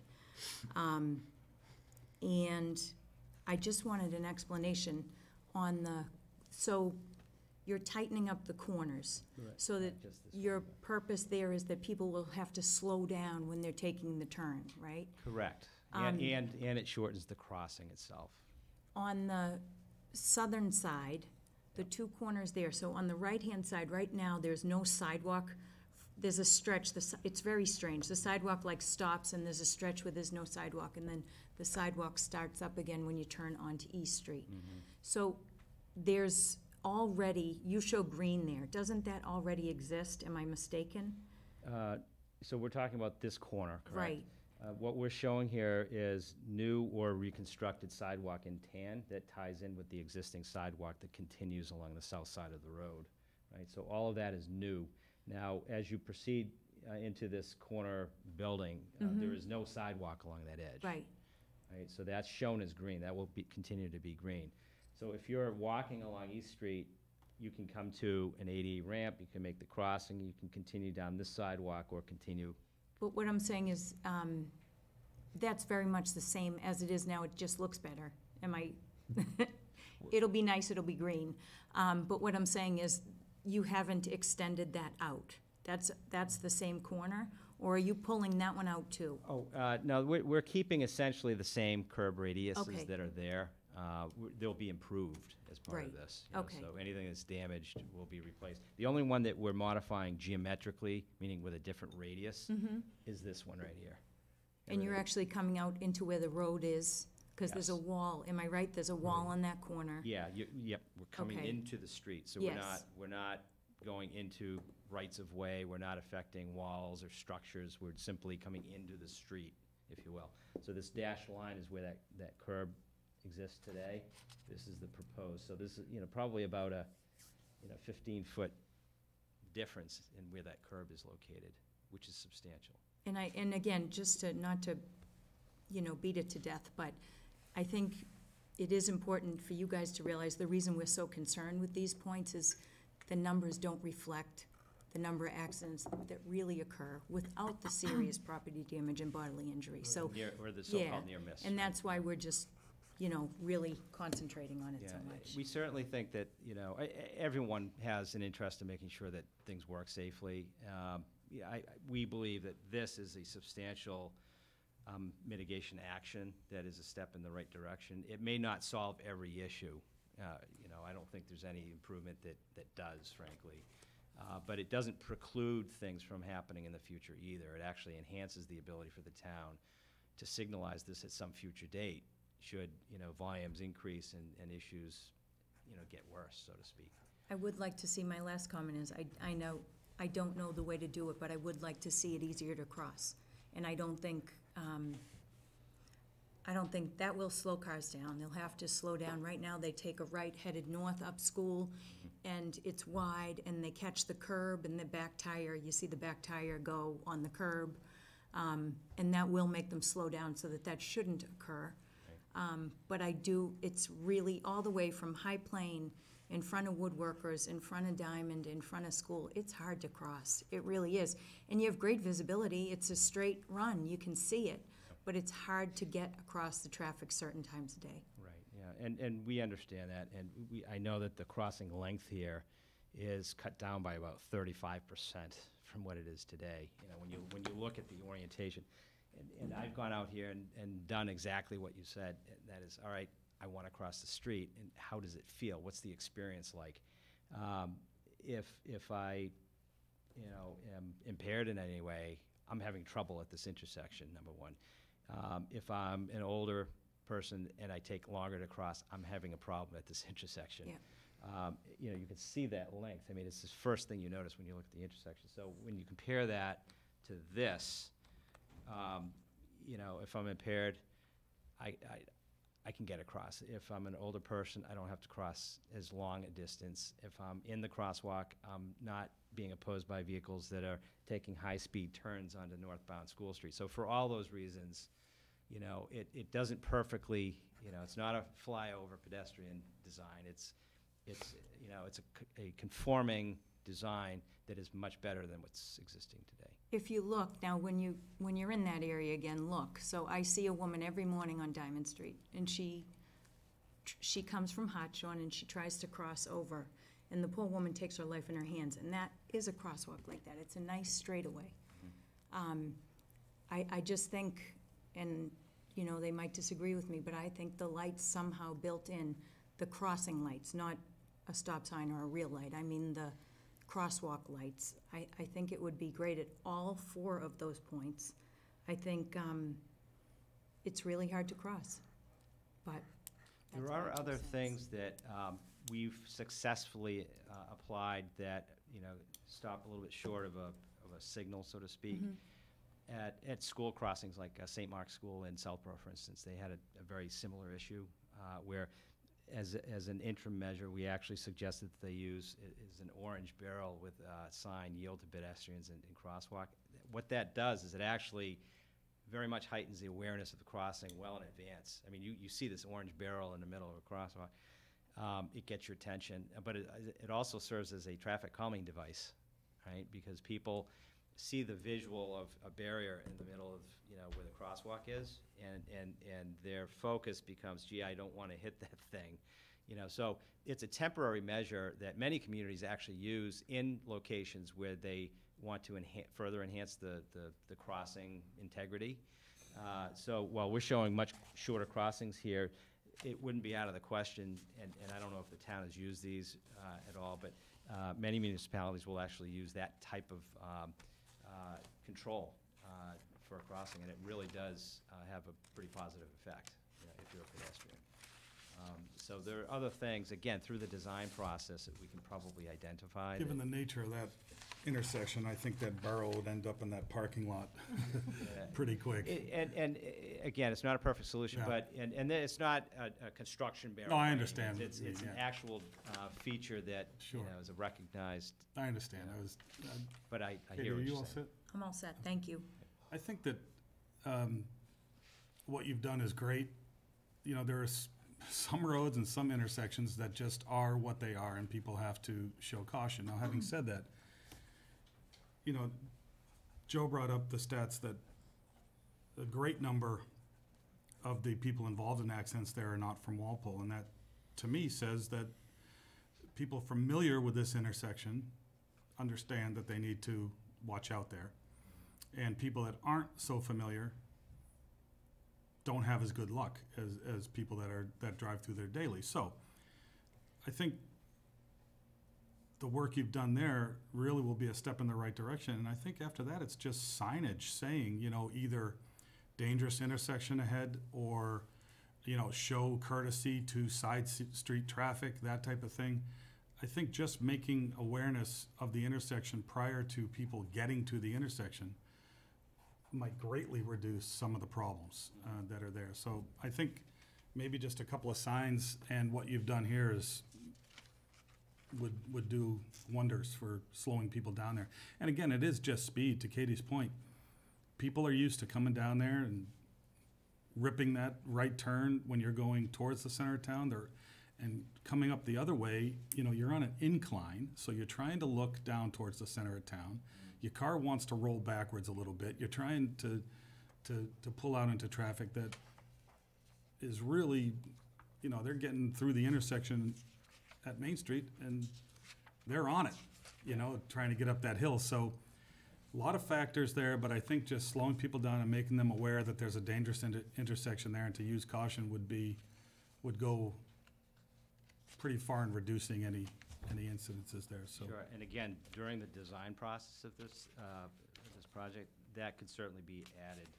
We would work with the town to identify appropriate signage, advanced signage, Yeah, and even the show courtesy sign, I think, is the most, because honestly, when you're driving down there, and, like Katie, I drive through that intersection 5, 6, 7 times a day sometimes, from both directions. And if people just take a look at what someone's trying to do there, whether they're pulling out from school or trying to stop, trying to cross rather, just a tap of the brakes changes everything. But so many people just tear through there without any kind of caring at all that someone's taking a left onto school going towards the center of town. So they're trying to squeak by them on the other side, but someone else is trying to pull out at the same time. That's why I said anything in the middle there is just going to end up getting destroyed. Yeah. But I know what you mean by that. To me, signals don't really work there in terms of a stop signal, but just signs warning people of the intersection and to just be courteous, I think, would go a long way. So that's my 2 cents. Okay, yeah, I'm of the minority opinion. I don't like a stoplight there. I go through that many times. Also, maybe I'm a more aggressive driver, I don't know, but I think I don't see a stoplight there. I think that's good improvement what you've done, and I would be interested if you could study, reducing that to maybe 1 crosswalk, see if it makes sense. For safety, so that's it on that intersection. Let the record show that Sarah owns a turbocharged automobile. Let the You record should see show that those. there's now 2 people that don't want a light there, because we all gotta get to work. 3 people. 3 people gotta get to work. Some of us, I don't want a light, I want a Well- crosswalk light. You don't go you through could, that. you It could just- walk without ever crossing the street. Mr. Chairman, can we potentially ask our consultant if, I want a shot, because everyone had their shot at this one, so, and we'll get to him. One question. Did it ever come up that, to put on school, like coming up in the morning from the south, going north, to put a no right turn only sign from 7 to 9, and then the other side, right turn only coming down from 4 to 6? What? Interesting concept. So the volumes, Why? 300, That'll crush Kendall. so the 300 Oh, good. northbound vehicles that I mentioned, Yeah. just over half of those want to go through. Yeah, if you do So- that, they might as well open up the back gate They'll all to cut the, through Hatch. to No, that's project, because everybody will just go, take a right and then cut down All Kendall. right, so I'm trying to help, so you put it there and, just stop it, but, all right, so I guess it's It- Hey, I'm 4 to in 1. favor of 4 to Kendall. Well, one. it's waterbed If they don't effect, mind too. Kendall I gotta being tell you, used, people then I'm won't do good. that, because now they gotta go way up, go down a Hatchon, you're in a real tough spot on Kendall, it's just really way out. Most people do it, like we all did, you go up to Hanson Ave and bang a left. But the next thing is, which by closing it down, what I've always found is, when you close things down, people tend to drive a little safer, a little slower, a little more. Yeah. And I think we've all experienced coming down, heading south on School, right? That's wide, there's no line there. I've seen people ready to take a left, people in the middle, people on the right, and what happens is, Yeah. and you block each other's vision. That's how I think most of that crap's happening, is because it's too wide, so you get 2 people trying to do this. Sure. And And I think once you narrow it down, you'll really Yeah. knock a lot of that out.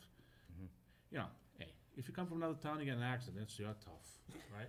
I mean, Yeah. we can't, are we here to protect the people of Walpole or the other towns? And fine, but, no, tightening up the other side, cause they followed that wall, I guess, when they built it. But one of the things I've found is, like I said, when they start to encroach it down a little, people tend to drive a little bit, they have to, they don't got much Right. choice. Right. The question, I know you talked about the stop lines being back, but I think I know why they might have done it. They had to do it on East Street, right at Main Street, heading, this way is, you took your life in your hands when a Stop and Shop trailer came in front of you. Oh. That's what, if you see it, this lane is back and this lane's up, because them trailers, cause that Right. was a problem. You see how that, and I think that's why even the one on, School Street on the south side is probably back a little, cause if you're a truck coming down there, it's a kinda cut it, but anyway. Like I said, the sign for that was just something I'd throw out, but other than that, I think you'll improve it. You're not gonna solve the world's problems, but it'll look better improvement. You know, So- Katie, to your point about the one crosswalk, because there's no sidewalk on the east side of school coming up to the corner, yeah. Yeah. If you were gonna eliminate one, eliminating that one that crosses east on that side would make sense, because even if someone crosses there, if they wanna walk down school, they're gonna have to go across school again to get on the sidewalk side. So if there was gonna be one eliminated across east, I'd say that one, cause there's no sidewalk anyway on school on that side of the road, so. You almost wanna steer them away from that. Yeah, and we can consider Look that into too. it, yeah. Yeah. Okay. Now, Moving on. yeah, our consultant is Tim. Do you agree, or what do you think? Yeah. You approach the mic.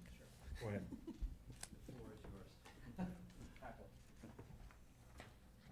You just gotta solve it, and then we'll all be happy. And for the record, Phil Viveris with McMahon Associates. We were hired by the town to review the project. I will say that much of what Mr. Michaud is presenting to you was generated from comments by your police department, which were in supplement to the comments that we had on their traffic study. So we didn't directly comment on many of these measures in written form. We did participate in that meeting on June 1st that was mentioned earlier, and we did provide input and our thoughts at that meeting as well. Generally speaking, we would concur with much of what was presented here in terms of the safety benefit, in terms of the idea of a stepwise measure to potential additional improvements up to and including signalization, and the intent of trying to sort of narrow down the intersection and make it less large in terms of pavement and the crossing widths and lengths and that sort of thing. A lot of what Mr. Michaud is presenting does reflect the input we provided at that meeting last week. Okay. Next one? Do you, before he goes on, do you want like an agreement in principle that we, You want us light, you want, no, I mean, no, I want willing, nothing, I'm with willing Sarah. to, I'm willing to accept in principle of what they produced. And I don't know if they're looking to get an agreement from us before we get on to the next one. Well, my recommendation, Joe, is. You're not gonna get a light. I know that. Okay. No, I know where you're going, Joe, and I think the concept what they wanna do, I think we can agree in principle. What you see, and you know who does it pretty good is Norwood. You ever notice what they do? They'll build something with asphalt or whatever. If it works, they'll do it. If it doesn't, they mow it out of there. So it'll be the same thing here. You know, they might start trying, not necessarily them, but later on with the town is, do we put one of the crosswalks or two? But first you gotta see how this works. Well, I agree in principle with his recommendation. Everybody, yeah, Yeah. all right. Next. Next one. Are we getting easier or harder? Hard. I think, no, that was a good one to start with. Right, that was the wind spray. Right, now we're on to this one. No, Still- that'd be the worst. I love tearing through there. The driveway is the next location. What we've discussed with the police department, again, is the idea that because there's a school bus stop, directly opposite the site at Eastover Road, and because there's also an MBTA stop at that location, it would make a lot of sense to have a pedestrian crossing here, and that's what's shown in this drawing.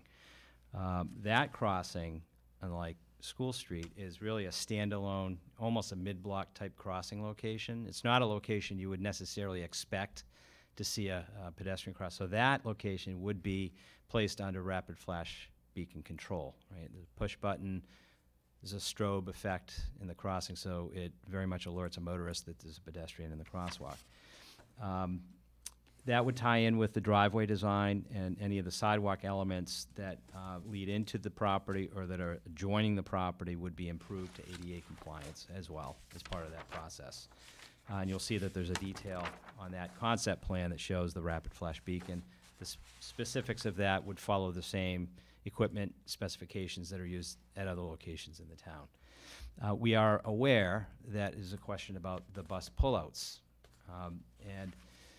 So I actually did take time to have a discussion with the routes manager, the bus stop manager for the MBTA, Curly Champion, who works in Boston. And I explained and actually provided this concept plan to the MBTA to solicit their input on it and whether or not they would lean one way or the other on having a bus pullout. And the response, which we've received today, just before I came here actually, was that they do not prefer to have a bus pullout. And the reason for that is as follows. There's really two key issues. The bus pullout itself would of course substantially widen the roadway, right? The width of that bus pullout would need to be 12 feet on both sides of the road.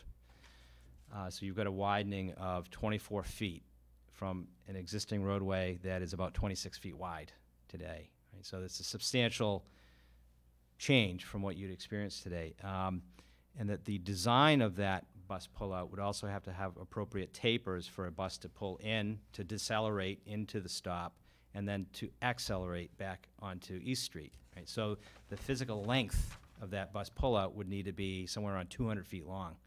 And to give you a sense of scale, the 200 feet would run from, let's say, the driveway location where it's shown, past the property boundary into this area. It would be a rather large feature. The width would also entirely eliminate any green space that's located within the intersection. And in fact, there may not be sufficient right-of-way on both sides of the road to allow that widening to happen.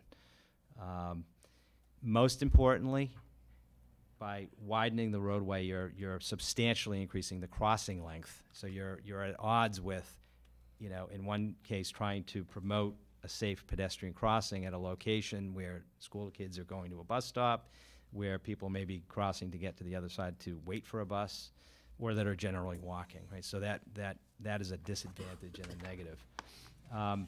From the bus driver perspective, once you're into this bus pullout, it can be difficult to get back out. And that is another concern, just from a purely operating standpoint that the T has. We understand very clearly that this is not a Mass DOT issue. MBTA is not dictating anything to the town. This is a town road. We understand that. But in our discussions with MBTA, they don't want bus pullouts, and they're pretty clear about that. And if they were provided, there are physical constraints to what they would need to look like, and there are disadvantages that I think work against the objectives that we've heard in discussions with the police department to enhance pedestrian safety along the corridor. So the Federal Transit Authority, FTA, actually has a document that MBTA relies on to determine when you should put a bus pullout in.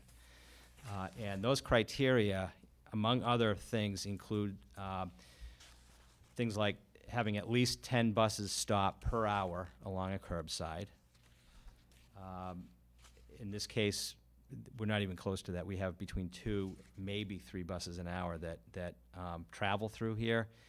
They mainly don't stop in this area today, and even if they did stop in the future, it wouldn't be any more than a couple of times an hour. So we're not even close to the criteria that Federal Transit suggests and that MBTA would use as a guideline to consider one.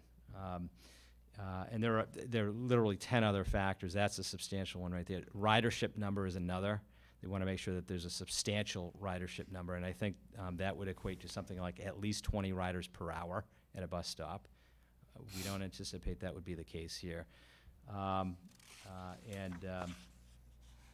can't specifically remember the other criteria, but those are the two principal ones that would lead to a conclusion by MBTA that, yes, a bus stop pullout would make sense here. So for many reasons, it's my professional opinion that it would not make sense here, particularly from the pedestrian perspective. There is not sufficient bus activity on the route to warrant or justify it. The number of riders, even if there's a substantial increase because of this development, would not obligate a bus to stop for any more than about 30 seconds or less to actually have those people board the bus and then depart again. And so it doesn't make a lot of sense, is what I'm saying. And it would really substantially change the character of East Street in this area as well. I think it would be contrary to what people are experiencing today. There are trees along here that would be eliminated entirely.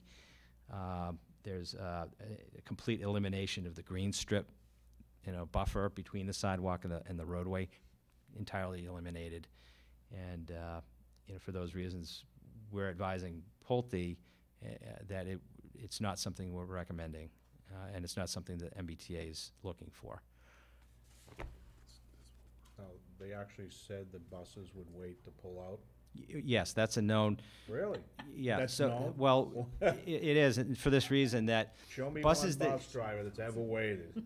so they can be aggressive. I understand. Can be? I've Can be seen what it. we can do like in Boston. We won't call it a bus turnout. We'll call it a bike path, because that's what they all use now, right?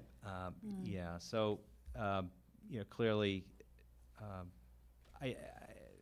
I'm all ears to see, to understand what the advantages of it would be. But I'm having a hard time justifying it on a fundamental basis. Again, if you look at the scale of what that bus pullout would look like, this is not something that would go from here to the wall. This is 200 feet long on both sides of the road, creating a 48-foot wide paved section of road for buses that today we've never observed stop at this location. And if you're a pedestrian, and this is about the crossing length that you could expect under this plan from here to that wall, would be twice that length. It just doesn't make sense from our perspective. Can I ask just a quick question? Where is the bus stop location? The sign for the MBTA Yeah. is right here. It's literally right there, right at East Oakland Road. There's nothing on the other side? I believe. Well, I believe there is, and if there isn't, the way that the T operates this bus service is it's on a wave down basis. Okay. So the fact that there's a sign here designates it as both an inbound and an outbound stop location. Okay. So if you're waiting for a bus and you see a bus and they'll stop. Okay. So because it's a nice setup, you've got a gazebo, it seems like people would be waiting for the bus around there. Correct. But if the bus stopped, does that block the entrance into the development, or it's further enough away? The way the bus stop would work under this plan is that if you're traveling eastbound as a bus, you'd stop just prior to the crosswalk itself. If in the You're going inbound, westbound, right, so you head into town, you'd actually go past the crosswalk, Okay. right, along that edge and load from that side. So, So there should be enough space. oh yeah, there's definitely enough space. And I think the site features actually promote exactly what you mentioned. That is, you have a pleasant area to wait for the bus. Yeah. I think more And people would be getting off on that side than getting on, because doesn't the bus just end right at the train station anyway? I don't yeah, know. it goes all the way to I think Forest it would be Hills. helpful to add to the From plan. Outbound it Forest does, Hill the other way. The other way, yeah. But Inbound. coming downtown, you're saving yourself 200 yards of walking. And, Yeah. Yeah. So I think people get off there on that side, but not a lot of people be waiting to get on. Hmm. And where's the school bus stop? Is it the same place? It's in the south, it's in this vicinity. So the school bus doesn't turn on to East over just at the end? Correct, yep. Okay, sorry, I just, you can go in order. Oh, that's your turn. Oh, my turn, okay, great. Did I interrupt you? Okay, so I think it's a good improvement. Any questions about the intersection? Can I ask a question about inside the development? Sure, may need that plan. Oh, I'm sorry, Phil.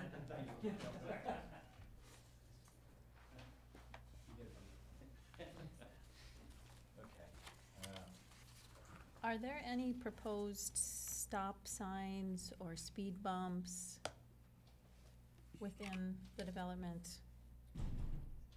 to slow down, control traffic, safety? Right, we'll let Matt, yeah.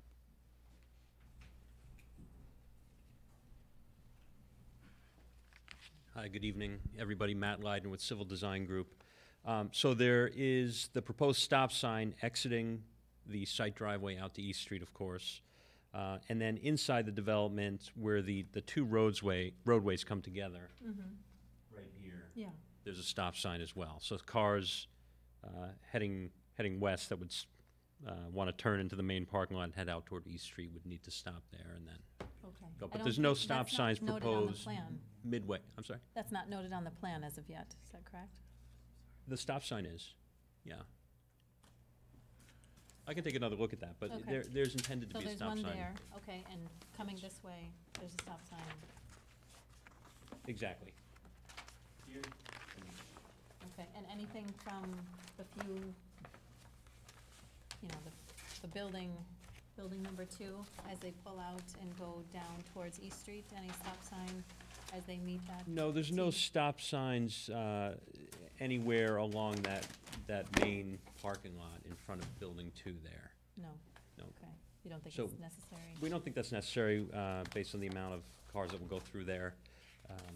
But we did feel that a stop sign on that one leg of that intersection would be appropriate.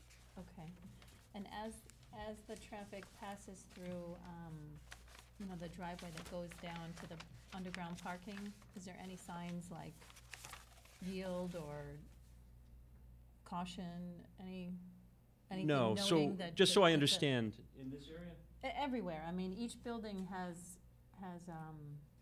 you know, underground parking. Right. Correct? Correct. So each building has a location where that underground parking comes out to meet the parking lot.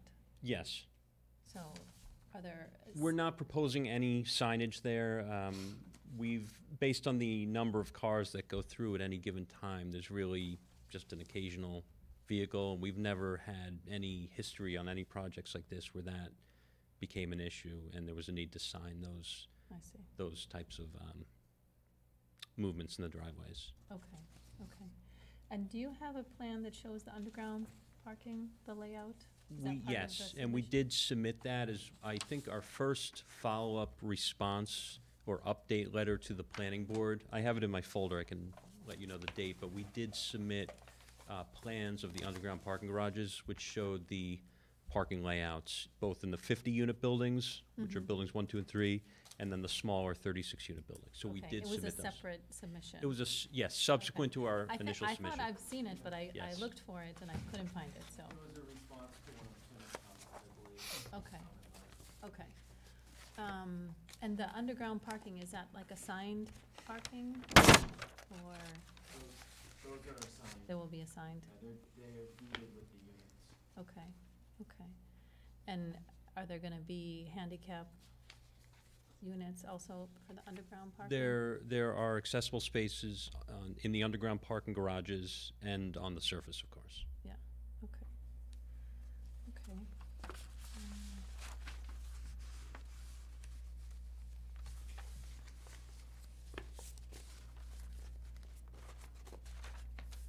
Okay, that's it then, thank you. Mark?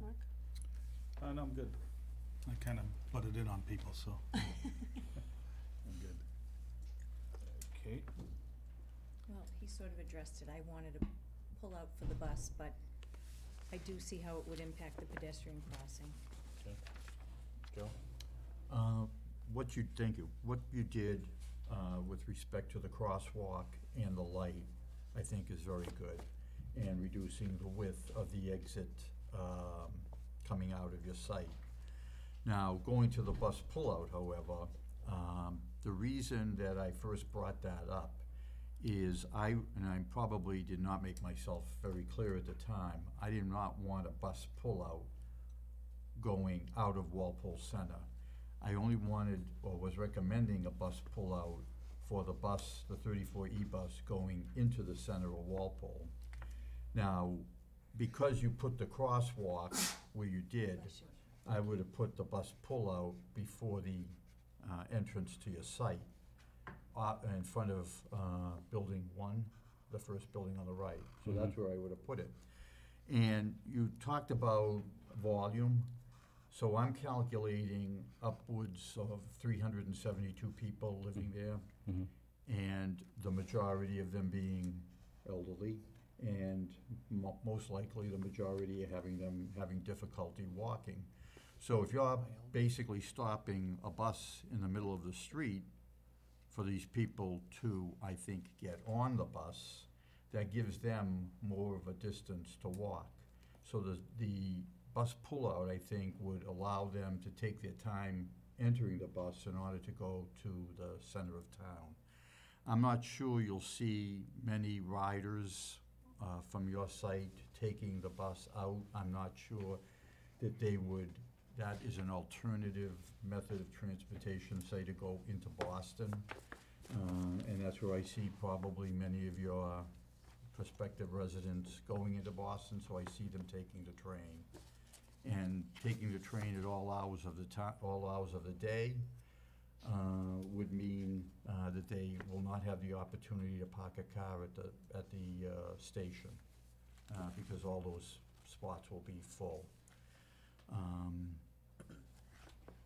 So I still think, as far as the MBTA is concerned, I don't want to do a bus pullout on the opposite side because I recognize that there could be a land taking there, because you'd actually affect somebody's front lawn. So I wouldn't want to do it there, and you have the school bus stop as well. And it makes sense for them to stop in the middle of the street so that they can stop traffic going both ways. But the MBTA bus pullout still makes sense to me, and it's more for ridership going into the center of town and having people take their time to get on the bus. I don't see the need for a bus pullout on the opposite side. So you're suggesting that to the right side of this driveway, on the north side of East Street? Correct. Right, so, and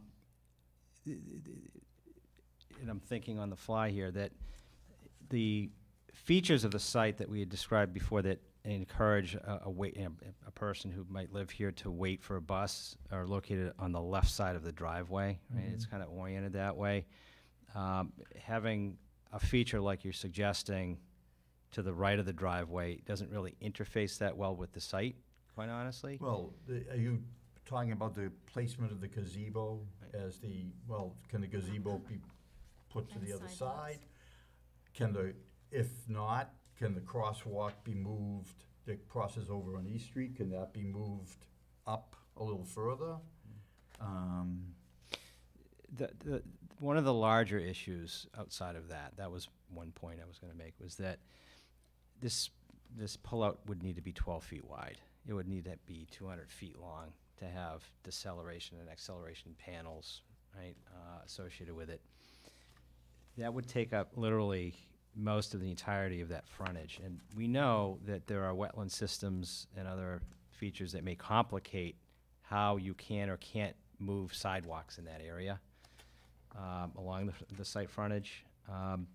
There's currently 4 trees along that frontage. There's a grass buffer strip that separates people who are walking on the sidewalk from the travel way.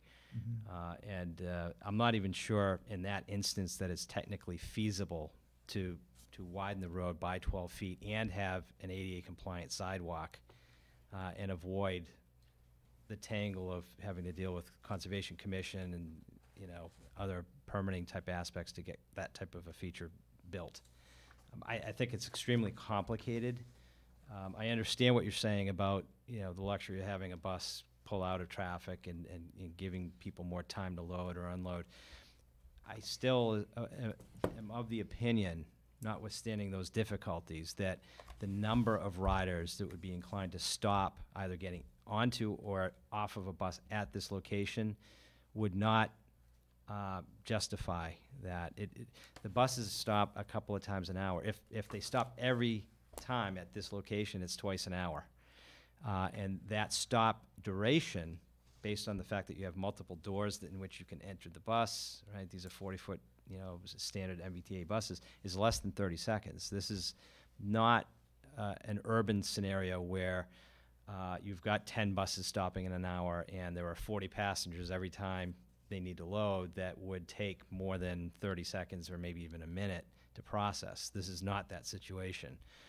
So I think the practical application of a bus pullout on either one or the other or both sides is impractical here. I don't think it's serving, a useful purpose. And it counters, again, the whole idea of what is shown here. There are grass buffer strips that reinforce the separation between motorists and pedestrians. That goes away under that type of a scenario. There are a host of issues and complexities that I think speak against having that pullout. I don't want to disrupt that aspect of it.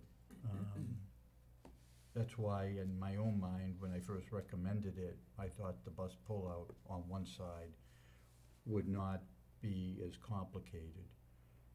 But I like what you did with respect to the crosswalk and with the pedestrian light. So to that end, I would accept this in principle. I'll also add that, and this is a comment that came out of the June 1st meeting, that there are portions of the sidewalk along the site frontage that would be repaired to the extent necessary to address tripping hazards and issues.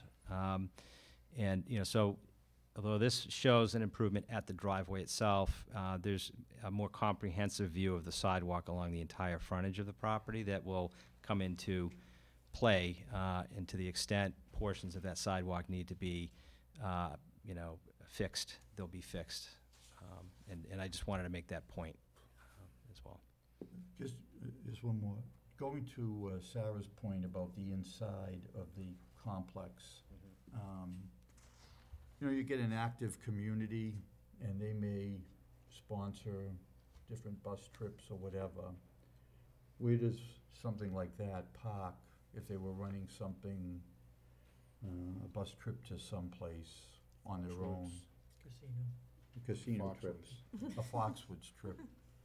I suppose they do it like any other development that Pulte has built, and that is, that would be a special event that would, certainly require coordination with the bus company. I don't think it would be necessarily something that happened on a frequent basis. Mm-hmm. And I think that the design of the site would allow for the circulation of that type of a vehicle through here. So if they needed to live park along a bank of spaces to load or unload people, I don't think that would be unusual. Okay. So I don't see a problem with it. All right, thank you. If you pull it, show me the other intersection where you were. Yeah. Do you got a light or something that, by the gazebo, that shines, like if you're crossing that crosswalk, or something there that kind of lights it up? Is there one there now? There's 2 street lights proposed at the main entrance where our site driveway meets All right, the street. all right, 'cause that's always an issue with the crosswalk, it's dark, but if you got it there, that's fine. And, okay, that's pretty, I always think that's a pretty good thing to have, especially if you're gonna have a crosswalk, you might have a bus. Yeah, I understand what the T, I also understand about how long it'd be, and now we talked about crosswalks, that enters. Of course, the other thing is, it's funny, is we're trying to slow traffic down, but we're trying to push the T-bus off the road. So we're kinda trying to figure this out, huh? But that's all I had regarding this, but before I forget anything, I wanna read these in. These I have stuff not from all the different departments, so I don't forget them, and because they've been given to us and not all about traffic. But the first one is, and then we'll continue with this, is from the Police Department, Luke Parlon, and the attached plans have been reviewed, and the Walpole Police does not have any public safety concerns relative to this case. That was dated June 3rd, and you said your meeting was the 1st, correct? Okay. From the Board of Health doesn't meet until June 19th. Board of Appeals, there are no comments on the above referenced. From the Conservation, the case is before the Conservation, and the next hearing is on June 27th. It's fire, and next to a fire. First one is, it goes back to March. I don't think I read that one.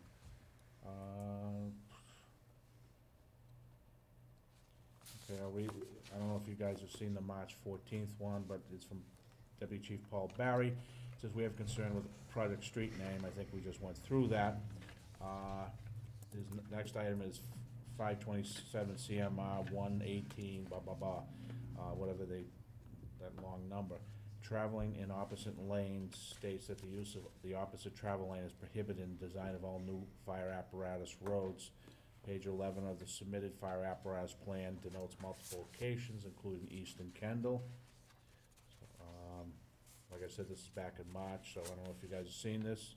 We did see it, and I believe we've submitted a response letter too. Okay, the next one is a fiscal impact state. This project will create a manageable increase in call volume for the Walpole Fire Department. We question the preparer's determination what is manageable.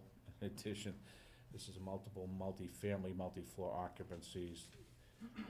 In addition to this project, we'll have others. We question the population numbers listed on page 2 of the fiscal analysis. If able to address the opposite lane issue, we would prefer to see the fire access road through the Kendall with the hydrants installed prior to building construction. The gated access to Kendall shall be provided approved by the Walpole Fire Department per the 527 CMR with no parking signs and delineations for markings. They'd like another hydrant near the pump station, and we'd work with the developer for final location. Found the other ones were acceptable, and another one of the 527 CMR, standard safeguards, construction, alteration, and demolition shall be followed by, and the owner shall designate a fire prevention program manager who will coordinate activities with the fire department. And the updated one here is dated June 6th from Paul Barry, Deputy Chief, and he says that the submitted traffic peer dated March 8th neglects to mention the intersection Easton School. I believe we've covered that since that time. I don't know why Paul, he may not have the most up-to-date one. The second one is the traffic peer review site distance section suggests moving the site driveway on the Kendall further west. Our only request in this matter would keep this gated for emergency vehicles, and the project is listed Worthington Green and Place on the traffic peer review stormwater proposal. It's our opinion that this, once again, sounds too close to Washington Green, and we've covered that. So that takes care of everyone except for the last one, unless you didn't have it, you've done yours, right? Correct. All right, Maggie, do you wanna do yours, or? Which one do you, the Which only one one? yeah. Go fish. May 21st. That just had to do, I believe, with the sewer and water study. Okay, yeah, you talked about the 6-inch sewer line Yep. and the site irrigation. Okay, all right, so you're all set there, so, moving on, got more traffic? Yeah, so, the third and final. Consulted on this Oh. before we move to the next intersection? Sure. Phil, if you wanna do your, rip 'em. Again, we discussed this intersection at our June 1st meeting. The measures, including the rapid beacon, the bus pullout was discussed, and much of what Mr. Michaud had said was alluded to. He has since gotten more information that we've heard tonight. So in general, we would concur with the improvements that are presented here, so. Okay. All right, now, we got another one? Yes. Is this the last? It is. Oh, this is it? Oh, it's early. God, I gotta go home. I love traffic. High Plains Street. Uh-oh. So High Plains Street, High Plain. I'm sorry, were we doing Diamond? no. Oh, we weren't doing anything then? Okay, I thought we were, I'm sorry. So this is the third and final focus of our discussions with the police department, and it's no surprise to anyone that this intersection at High Plains Street today is a rather confusing, awkward intersection.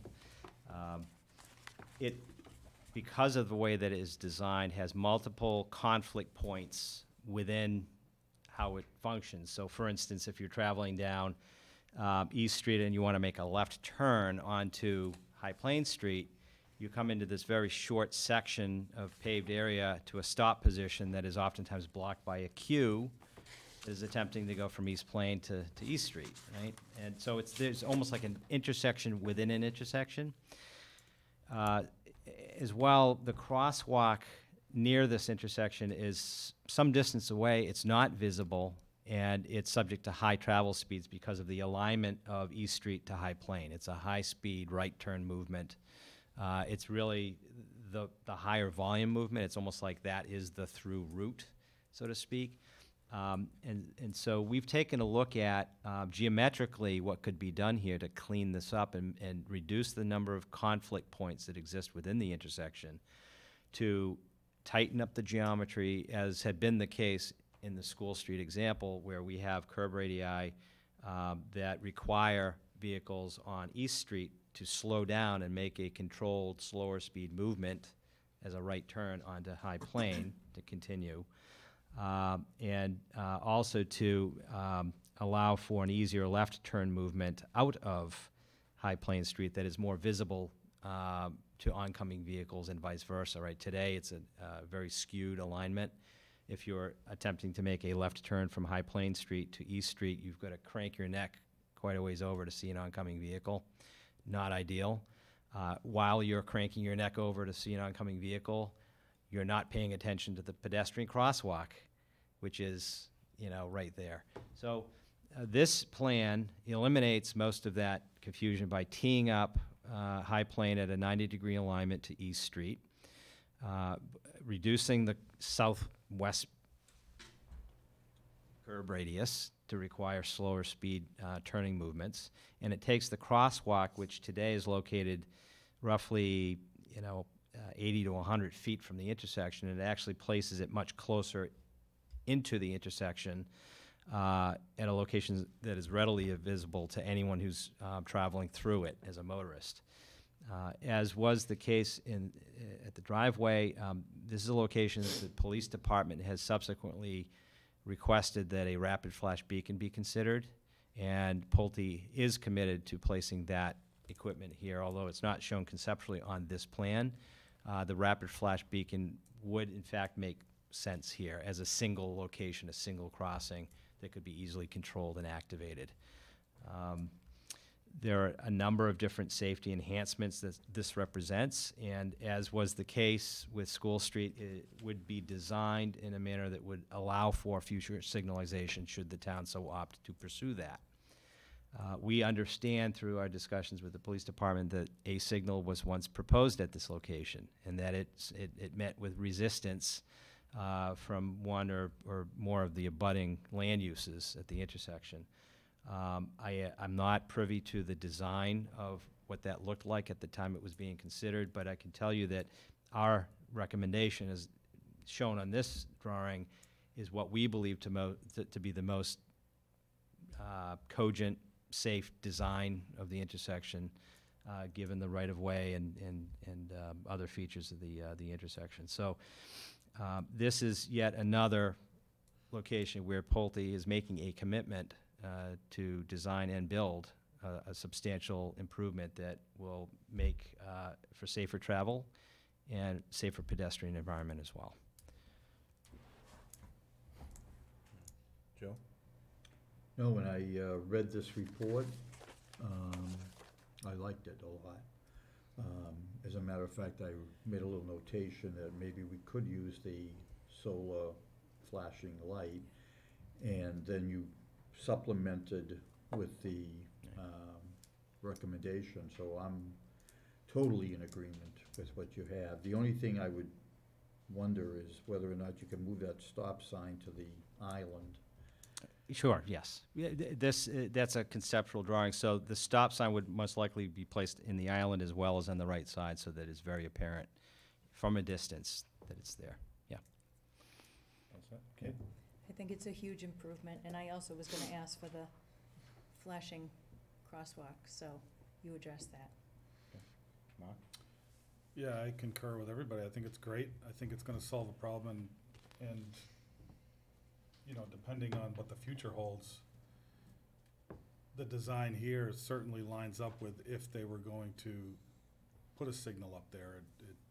It's a natural progression if in fact we start seeing backups at rush hour on High Plain that could run all the way to Washington Street. Because going the other way, at peak times, they can run from Washington almost all the way down to East. So, you know, you might see that both ways, but again, to your point, that's a time will tell type thing. And so I think this is a great first step and could solve the problem, but if not, I think it's perfectly set up for a signal. Sarah? Okay. Can you show me where is the crosswalk currently? Unfortunately, I don't have an aerial as I Yeah. did for School What, Street. I wish I brought approximately? one. Yeah, it's approximately right here. Okay. It's some distance away. So the green space that's shown here is actually where the paved area is for that right turn movement.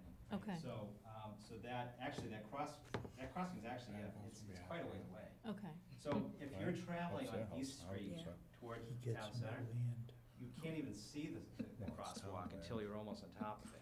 right? Yeah, And because it's of not the- marked well yeah. either. Okay. Yeah, so this puts it within the intersection. Okay. All right, this is a place I do like a light. So my question, you mentioned before about volume levels, like Mhm. where at School Street it didn't support it, and, you know, one is a main road and one is a secondary. This is kind of a T of main roads. So how close are we to the necessary volume? Certainly during the peak hours, I think there's sufficient volume that would show, at least during those hours, that a signal is warranted. And I know, based on the history of what the town has looked at, that a signal was once proposed at this location. So we're not denying that, you know, this may in fact meet warrants. I can't be certain that it would meet an 8-hour warrant, but it's certainly a busy intersection that may in fact meet, you know, warrants.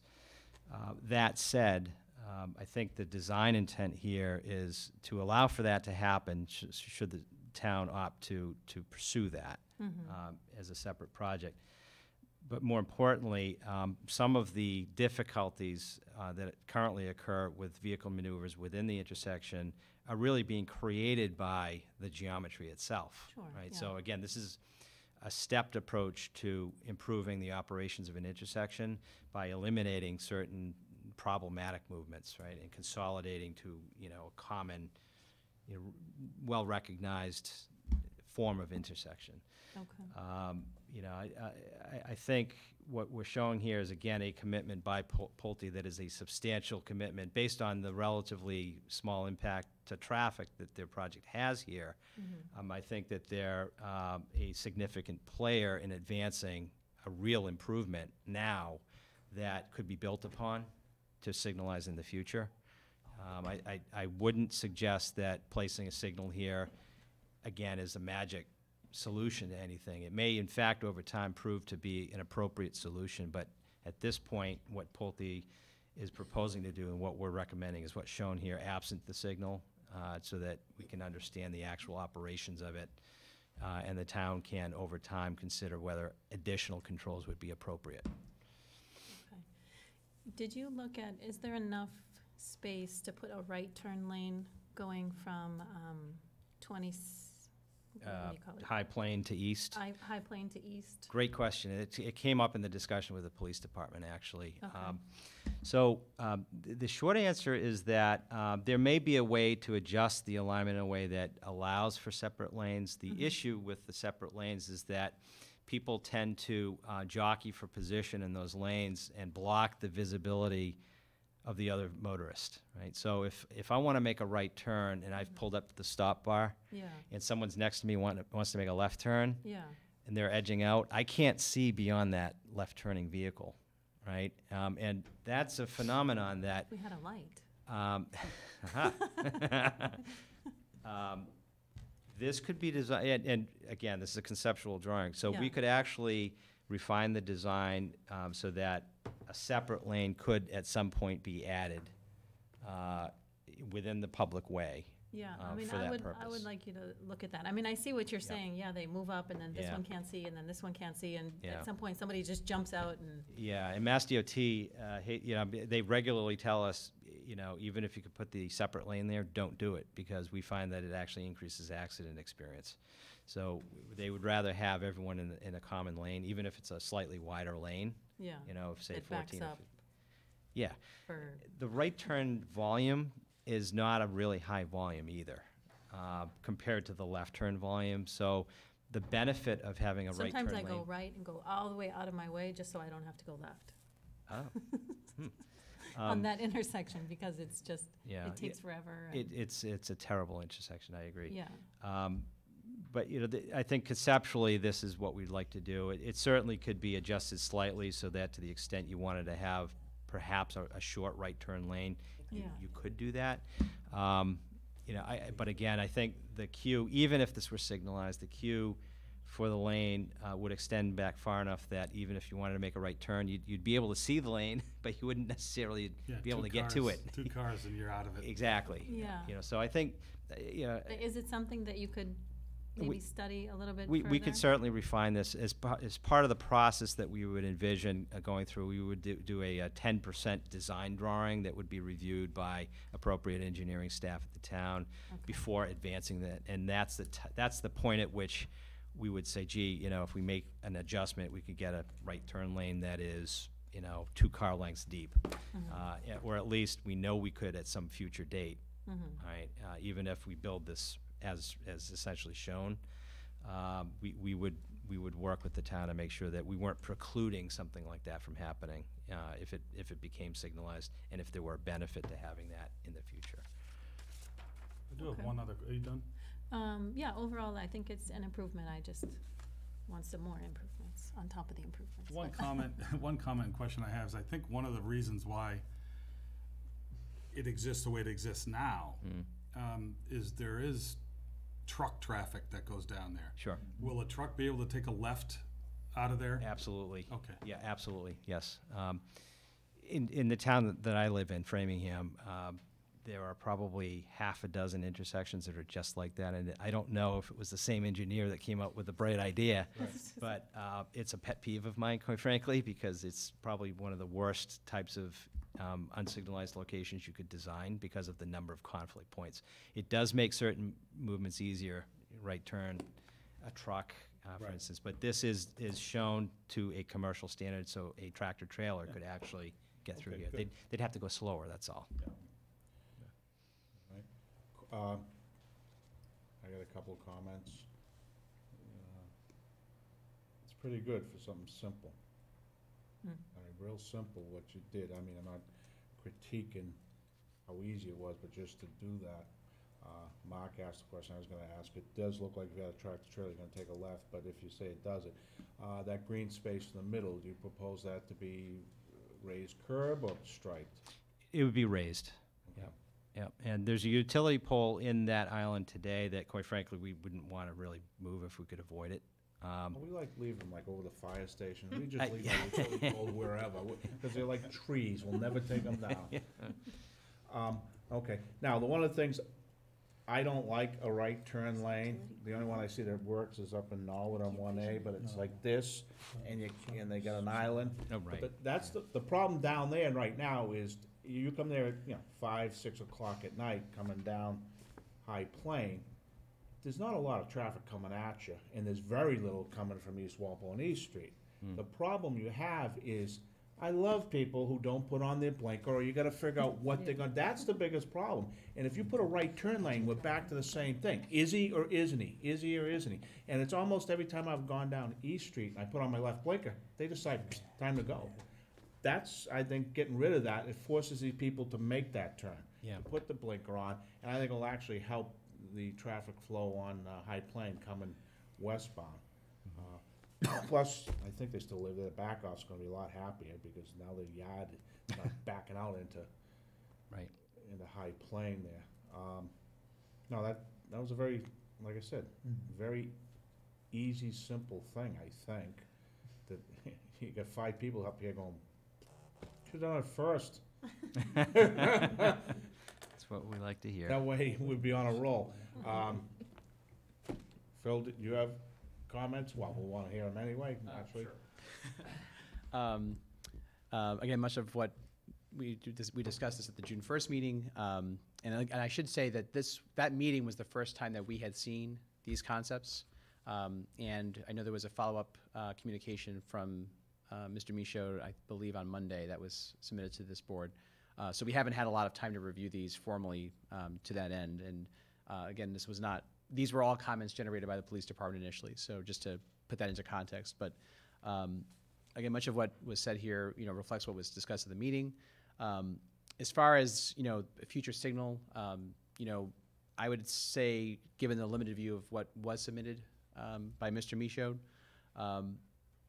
probably not going to see much difference in terms of operations versus what you see today in terms of long queues on High Plain Street, during the peak hours, given this condition. But we would concur that consolidating everything into a much tighter area and a more sort of logical, traditional T intersection does improve the safety here. So, and I know that there was some quantifying of that in Mr. Michaud's response that was noted as well. The other issue that we discussed in terms of future signalization, this wouldn't preclude that. We definitely discussed the sort of some of the history that was noted in the meeting in terms of whether a signal would have been put here in the past. And again, as it was noted, there's no preclusion here to consider that in the future. I don't believe there's any warrant analysis done here, but certainly that could be something that in the future the town could consider here with us. So, Question, I don't know if you can answer it or you can answer it. Talking about a signal there. The only reason I see the need for a signal is if you're coming west down High Plains so you can get to East Street. Because I don't think East Street warrants enough traffic that they need a signal. And if you're coming up, going from the west to east, you're already blown by there. So, It's just to reduce the queue coming down High Plain. That would be it. I'll You can put like a motion or something like for, the loops. yeah, something. Pads.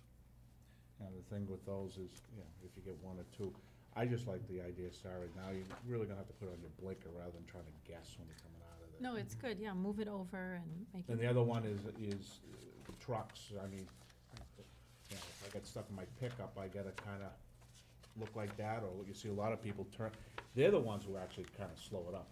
And you gotta, those guys on the trucks, especially with the panel trucks, they can't see. You They can't really- see, yeah.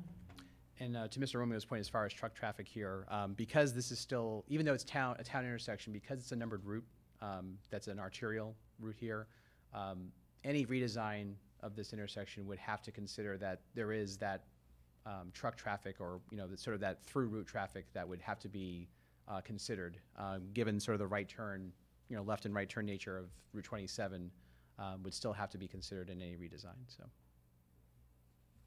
I knew you guys had it covered. I know this is conceptual at best, but I think that was the reason why it was built the way it was built now. But this is great. Okay, yeah. I think that was it. Do you want to discuss the Kendall Street driveway? That's not, Gated. is that on your report or not? Because it's We actually did address in our May 24th, I think it was the May 24th, responses that we revisited that same issue with the police department again, and they very clearly told us that they prefer to have a gate. So that's what's being proposed. I think the fire department has the same preference. So that was discussed on June 1st. Were reasons given? They, frankly, don't see any value in having yet another driveway to this development that could potentially serve as a cut-through. They would rather have it serve as an emergency-only gate, and the police were very clear with us that the police would ordinarily not use a gate like that. It would ordinarily be to the benefit of the fire department in an emergency response situation. There would be very infrequent use by the police department, but that is their preference. So was there any discussion about a hammerhead or a turnaround before the gate so that people who approach the gate from inside the complex wouldn't have to back up We did not talk about that, but I think the design intent of this plan is to provide appropriate signing saying dead end, so that it became clear to anybody that before they got to a point of no return, so to speak, that you know, that they couldn't travel through. It's not a throughway. Would I it don't be- think it creates a problem It here. would be as simple as just raising up the asphalt. Because you're only gonna come in this way, who cares, a little bump, but it's gonna stop people from,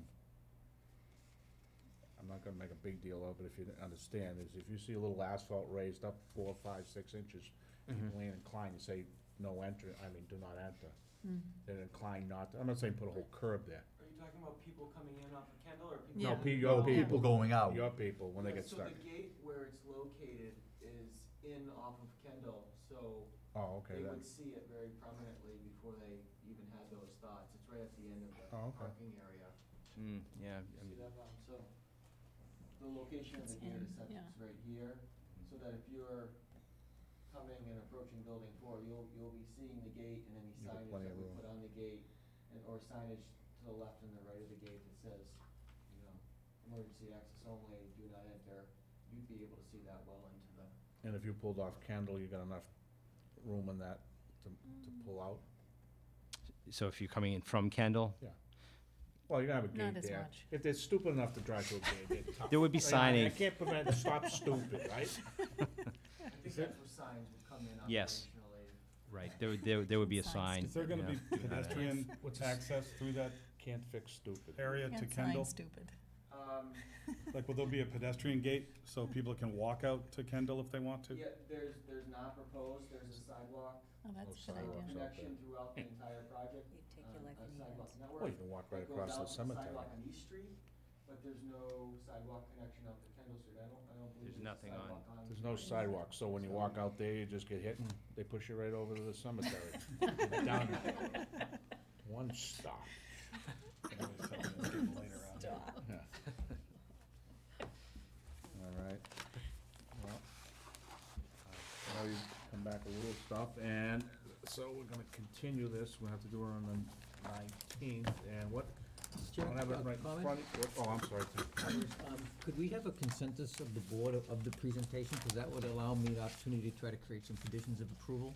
Well, I think we liked, he gets an A for that. A minus. B for that, right? I mean, that's, yeah, Bs are good, yeah. There wasn't anything. You don't want an F, that's what you don't want. And, I B think plus for that. Yeah. I want you to, on that one, if you can just revisit, looking at the crosswalk situation and the flashing beacon, see what you come up with. Well, I think what Katie was, do we really need 2 there? So if you look at what you Crossing did at High east, Plain we and do? East, Right, so if we were to eliminate this, for instance, for the reasons that Mr. Romeo talked about, it doesn't connect anywhere Yeah. there. That might make sense, and we can look at that, in which case we could, potentially adjust the location of this crosswalk and put rapid flash there. I mean, if So you we'll walk, look at that. yeah, okay, because if you're walking up School Street on the right side, Yeah. 1 or 2 houses, then you hit the old building, and then the left is mostly anybody coming that way, so, Yeah. yeah, you'd look at that. Okay, Okay.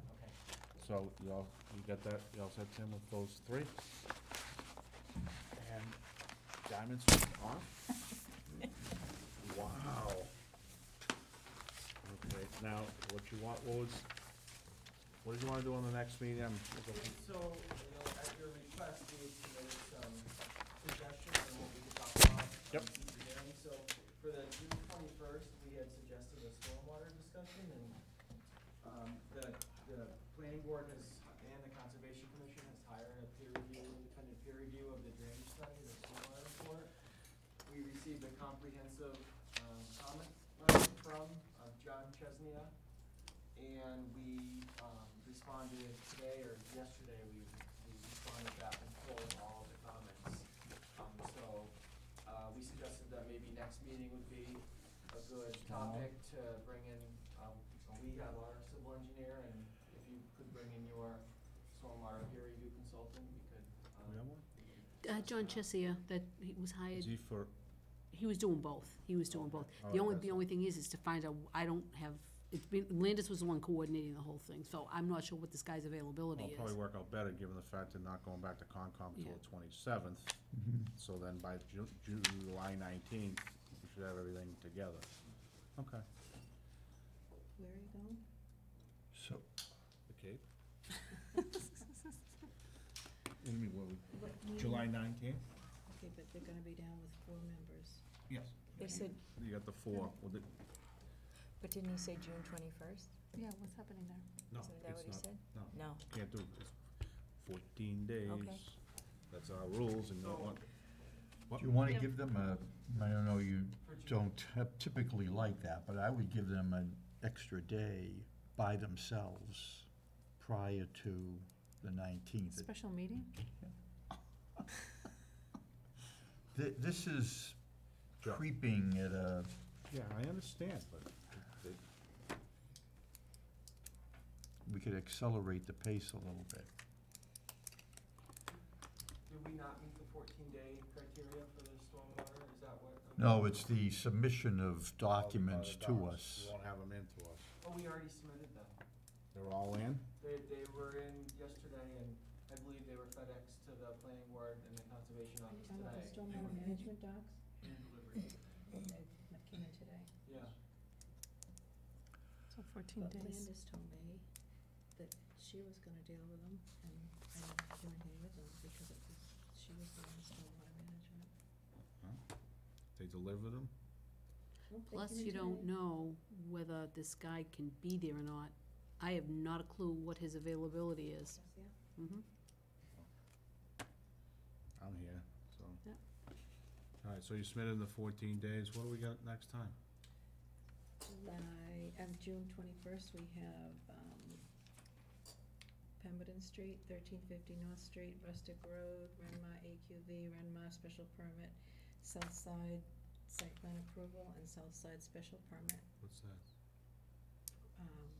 Shields. Richard Oh, Shields. yeah, that was kind of simple. No. Not on that day. All right. I know you wanted the 14 day, okay. They did have them in, yes. Yeah, okay, you did have them in. All right, here's the deal. If we put you on the 21st of June. We can go first? Oh, yeah. Yeah, I'll let you go first, and everybody from 1350, I'm saying, that guy wanted to go first, so, yes, yeah. So there you go. If you follow anything about 1350, we'll probably have to have it at the high school football field. Oh, boy. So, and it might be better to wait with all the stuff with Landis and stuff, 'cause, what? I was just conferring with Reed, if that meeting is really full and it's a packed agenda, then, you know, we may want to take your suggestion and just go to the 20, July. and you'll have everything done, you'll be through Concom and all that. What I don't like is, and everybody thinks I'm delaying it, but if everything's done, but if we get to the 2 weeks from now and it's like, this and this, you're gonna have to redo it again. Well, there's other issues other than stormwater Well, we got management. more after that, they're So I gonna, was, sorry. go ahead. Cut you off, Joe. One other thing I was going to mention is what topic we slated for the 19th was sewer and water. So, as an update, we've submitted to the board a sewer and water impact study. Okay, let me ask you a question, I don't mean to stop you, but stormwater management is another one of my loves, and sewer and water. Is there anything that would take 2 nights separate? No, Wouldn't that's what, maybe we could do them both on the 19th. Fine. And we are meeting with the Board of Water and Sewer Commissioners on June 25th. They just put us on their agenda today, so we would have feedback. Yeah, given the from them fact you're for that doing meeting. the underground stuff, yes, that would make sense. You don't see an issue with that, No, right? that would make sense, and that would give us plenty of time if you wanted to have John Chesia here Yep. to get him, to see All if right, he's so we can available. do, plan on that for the 19th. Stormwater and sewer Yeah. on the 19th. Yeah, because we don't do a whole lot with the Without sewer. Joe. What, Without Joe, that'll extensions? go fast. I'm sorry? Yes. He may mail in his stuff. The 30th. I'm gonna call him. Put you on speakerphone. What, The 30th. they go through July 30th? No, they go through June 30th. So we'll have an extension? Okay, can we get an extension through July 31st? Yeah, Okay. how are you continuing to 7:45 and 46, Yeah. so that it's, Yeah, but let's, make a motion to accept an extension up through July 31st to take action for the special permit and the site plan for the new name, which is Pennington Way Crossing, whatever. Okay, do I have a second? Second. Any further discussions? All in favor? Aye. Okay, so on July 19th, we will do both sewer and water and stormwater management. That, 7:45 and 7:45, 7:46. 7:46. Sure you don't wanna be after 1350 North Street on the You wanna 21st? start early? think so. Do you wanna start Not unless early? we go You get double time after midnight, that's what it would be. You wanna start early? Joe, I gotta get home from work, I just kinda make these now. Well, thank you very much. Yeah. Yes, Thank We you. made a lot of progress tonight, so. Okay. And the Oh, no, I Pennington thought you were saying Crossing something. has to be I said, well, I guess I thought you were saying something. Oh, yeah, don't forget, you guys submit Pennington Crossing to the, Well, what I'll is? do it. Oh, I just don't want them to change anything until. all right, we're gonna submit it to the E911, so don't change it. Make your signs yet. All right, see you on the 19th. Do the Board of Health owe us remarks here, or is this, They gave it to us initially, so they're saying that they don't meet until June 19th? they'll probably give us another one, Board of Health. But they gave us initially. Initially, yes. So if we So give they're them, updating? Well, Yeah. it's the one that I sent them with the stormwater management report and Okay. the traffic. that- We have some more in business, right? That's it? let's see it. The rest of them are all lots. Thanks, Phil. Sleepy babies. Where's Broken Arrow? Who's what? Where's Broken Arrows? Dennis Escorn. What? Good night. Dennis Escorn, DeLucas Send it Circle. to me, I will be out next week. Stagecoach. Yeah. You know that piece of land that came in off of Eldor? I just hate It was to- down in the back I'm of running more DeLucas if you don't Circle. hear from me. Yeah. That's all. Oh, yeah, okay, that's right, that was a long time. What are they asking comments for? What are these applications for? Houses. Just buildings? Yeah. Single houses on single lots? Yeah, we just always reply, no planning It's an comments. amusement park. Okay. An amusement park. All right, well, with that being You said, may wanna put that in the future minutes so we know what it is. What's that? What it is, what they're asking us to comment on. Doesn't it say it on there like an NOI? NOI, And it could be anything. notice of intent. All right. Anybody got anything else? The agenda's done? Mr. Chair, I had one minor thing. Oh. A gentleman came in, there's a commercial building on Diamond Street, in Old Diamond Street, that he was hoping to chat with the board about. It's, I understand it's for sale, and he wanted to know if you could come in informally. Yeah, you can, just send stuff ahead of time so we know what's up. Say, but looking at our schedule, it's gonna be pretty crazy. Well, you talked to him yet? I talked to him yesterday. He's fishing. You give him a few minutes on the 21st, I guess, but, And also John Bloss, he's sending me stuff with yeah, regard to. we're gonna keep it very short and sweet, a couple minutes, but as long as we get something ahead of time. No. Nothing, you don't open the resumes What's his, at the table here. Can I steal Um, one? Are you all set? Make a motion to adjourn. Second. Second, all in favor? Aye. That's a- Three.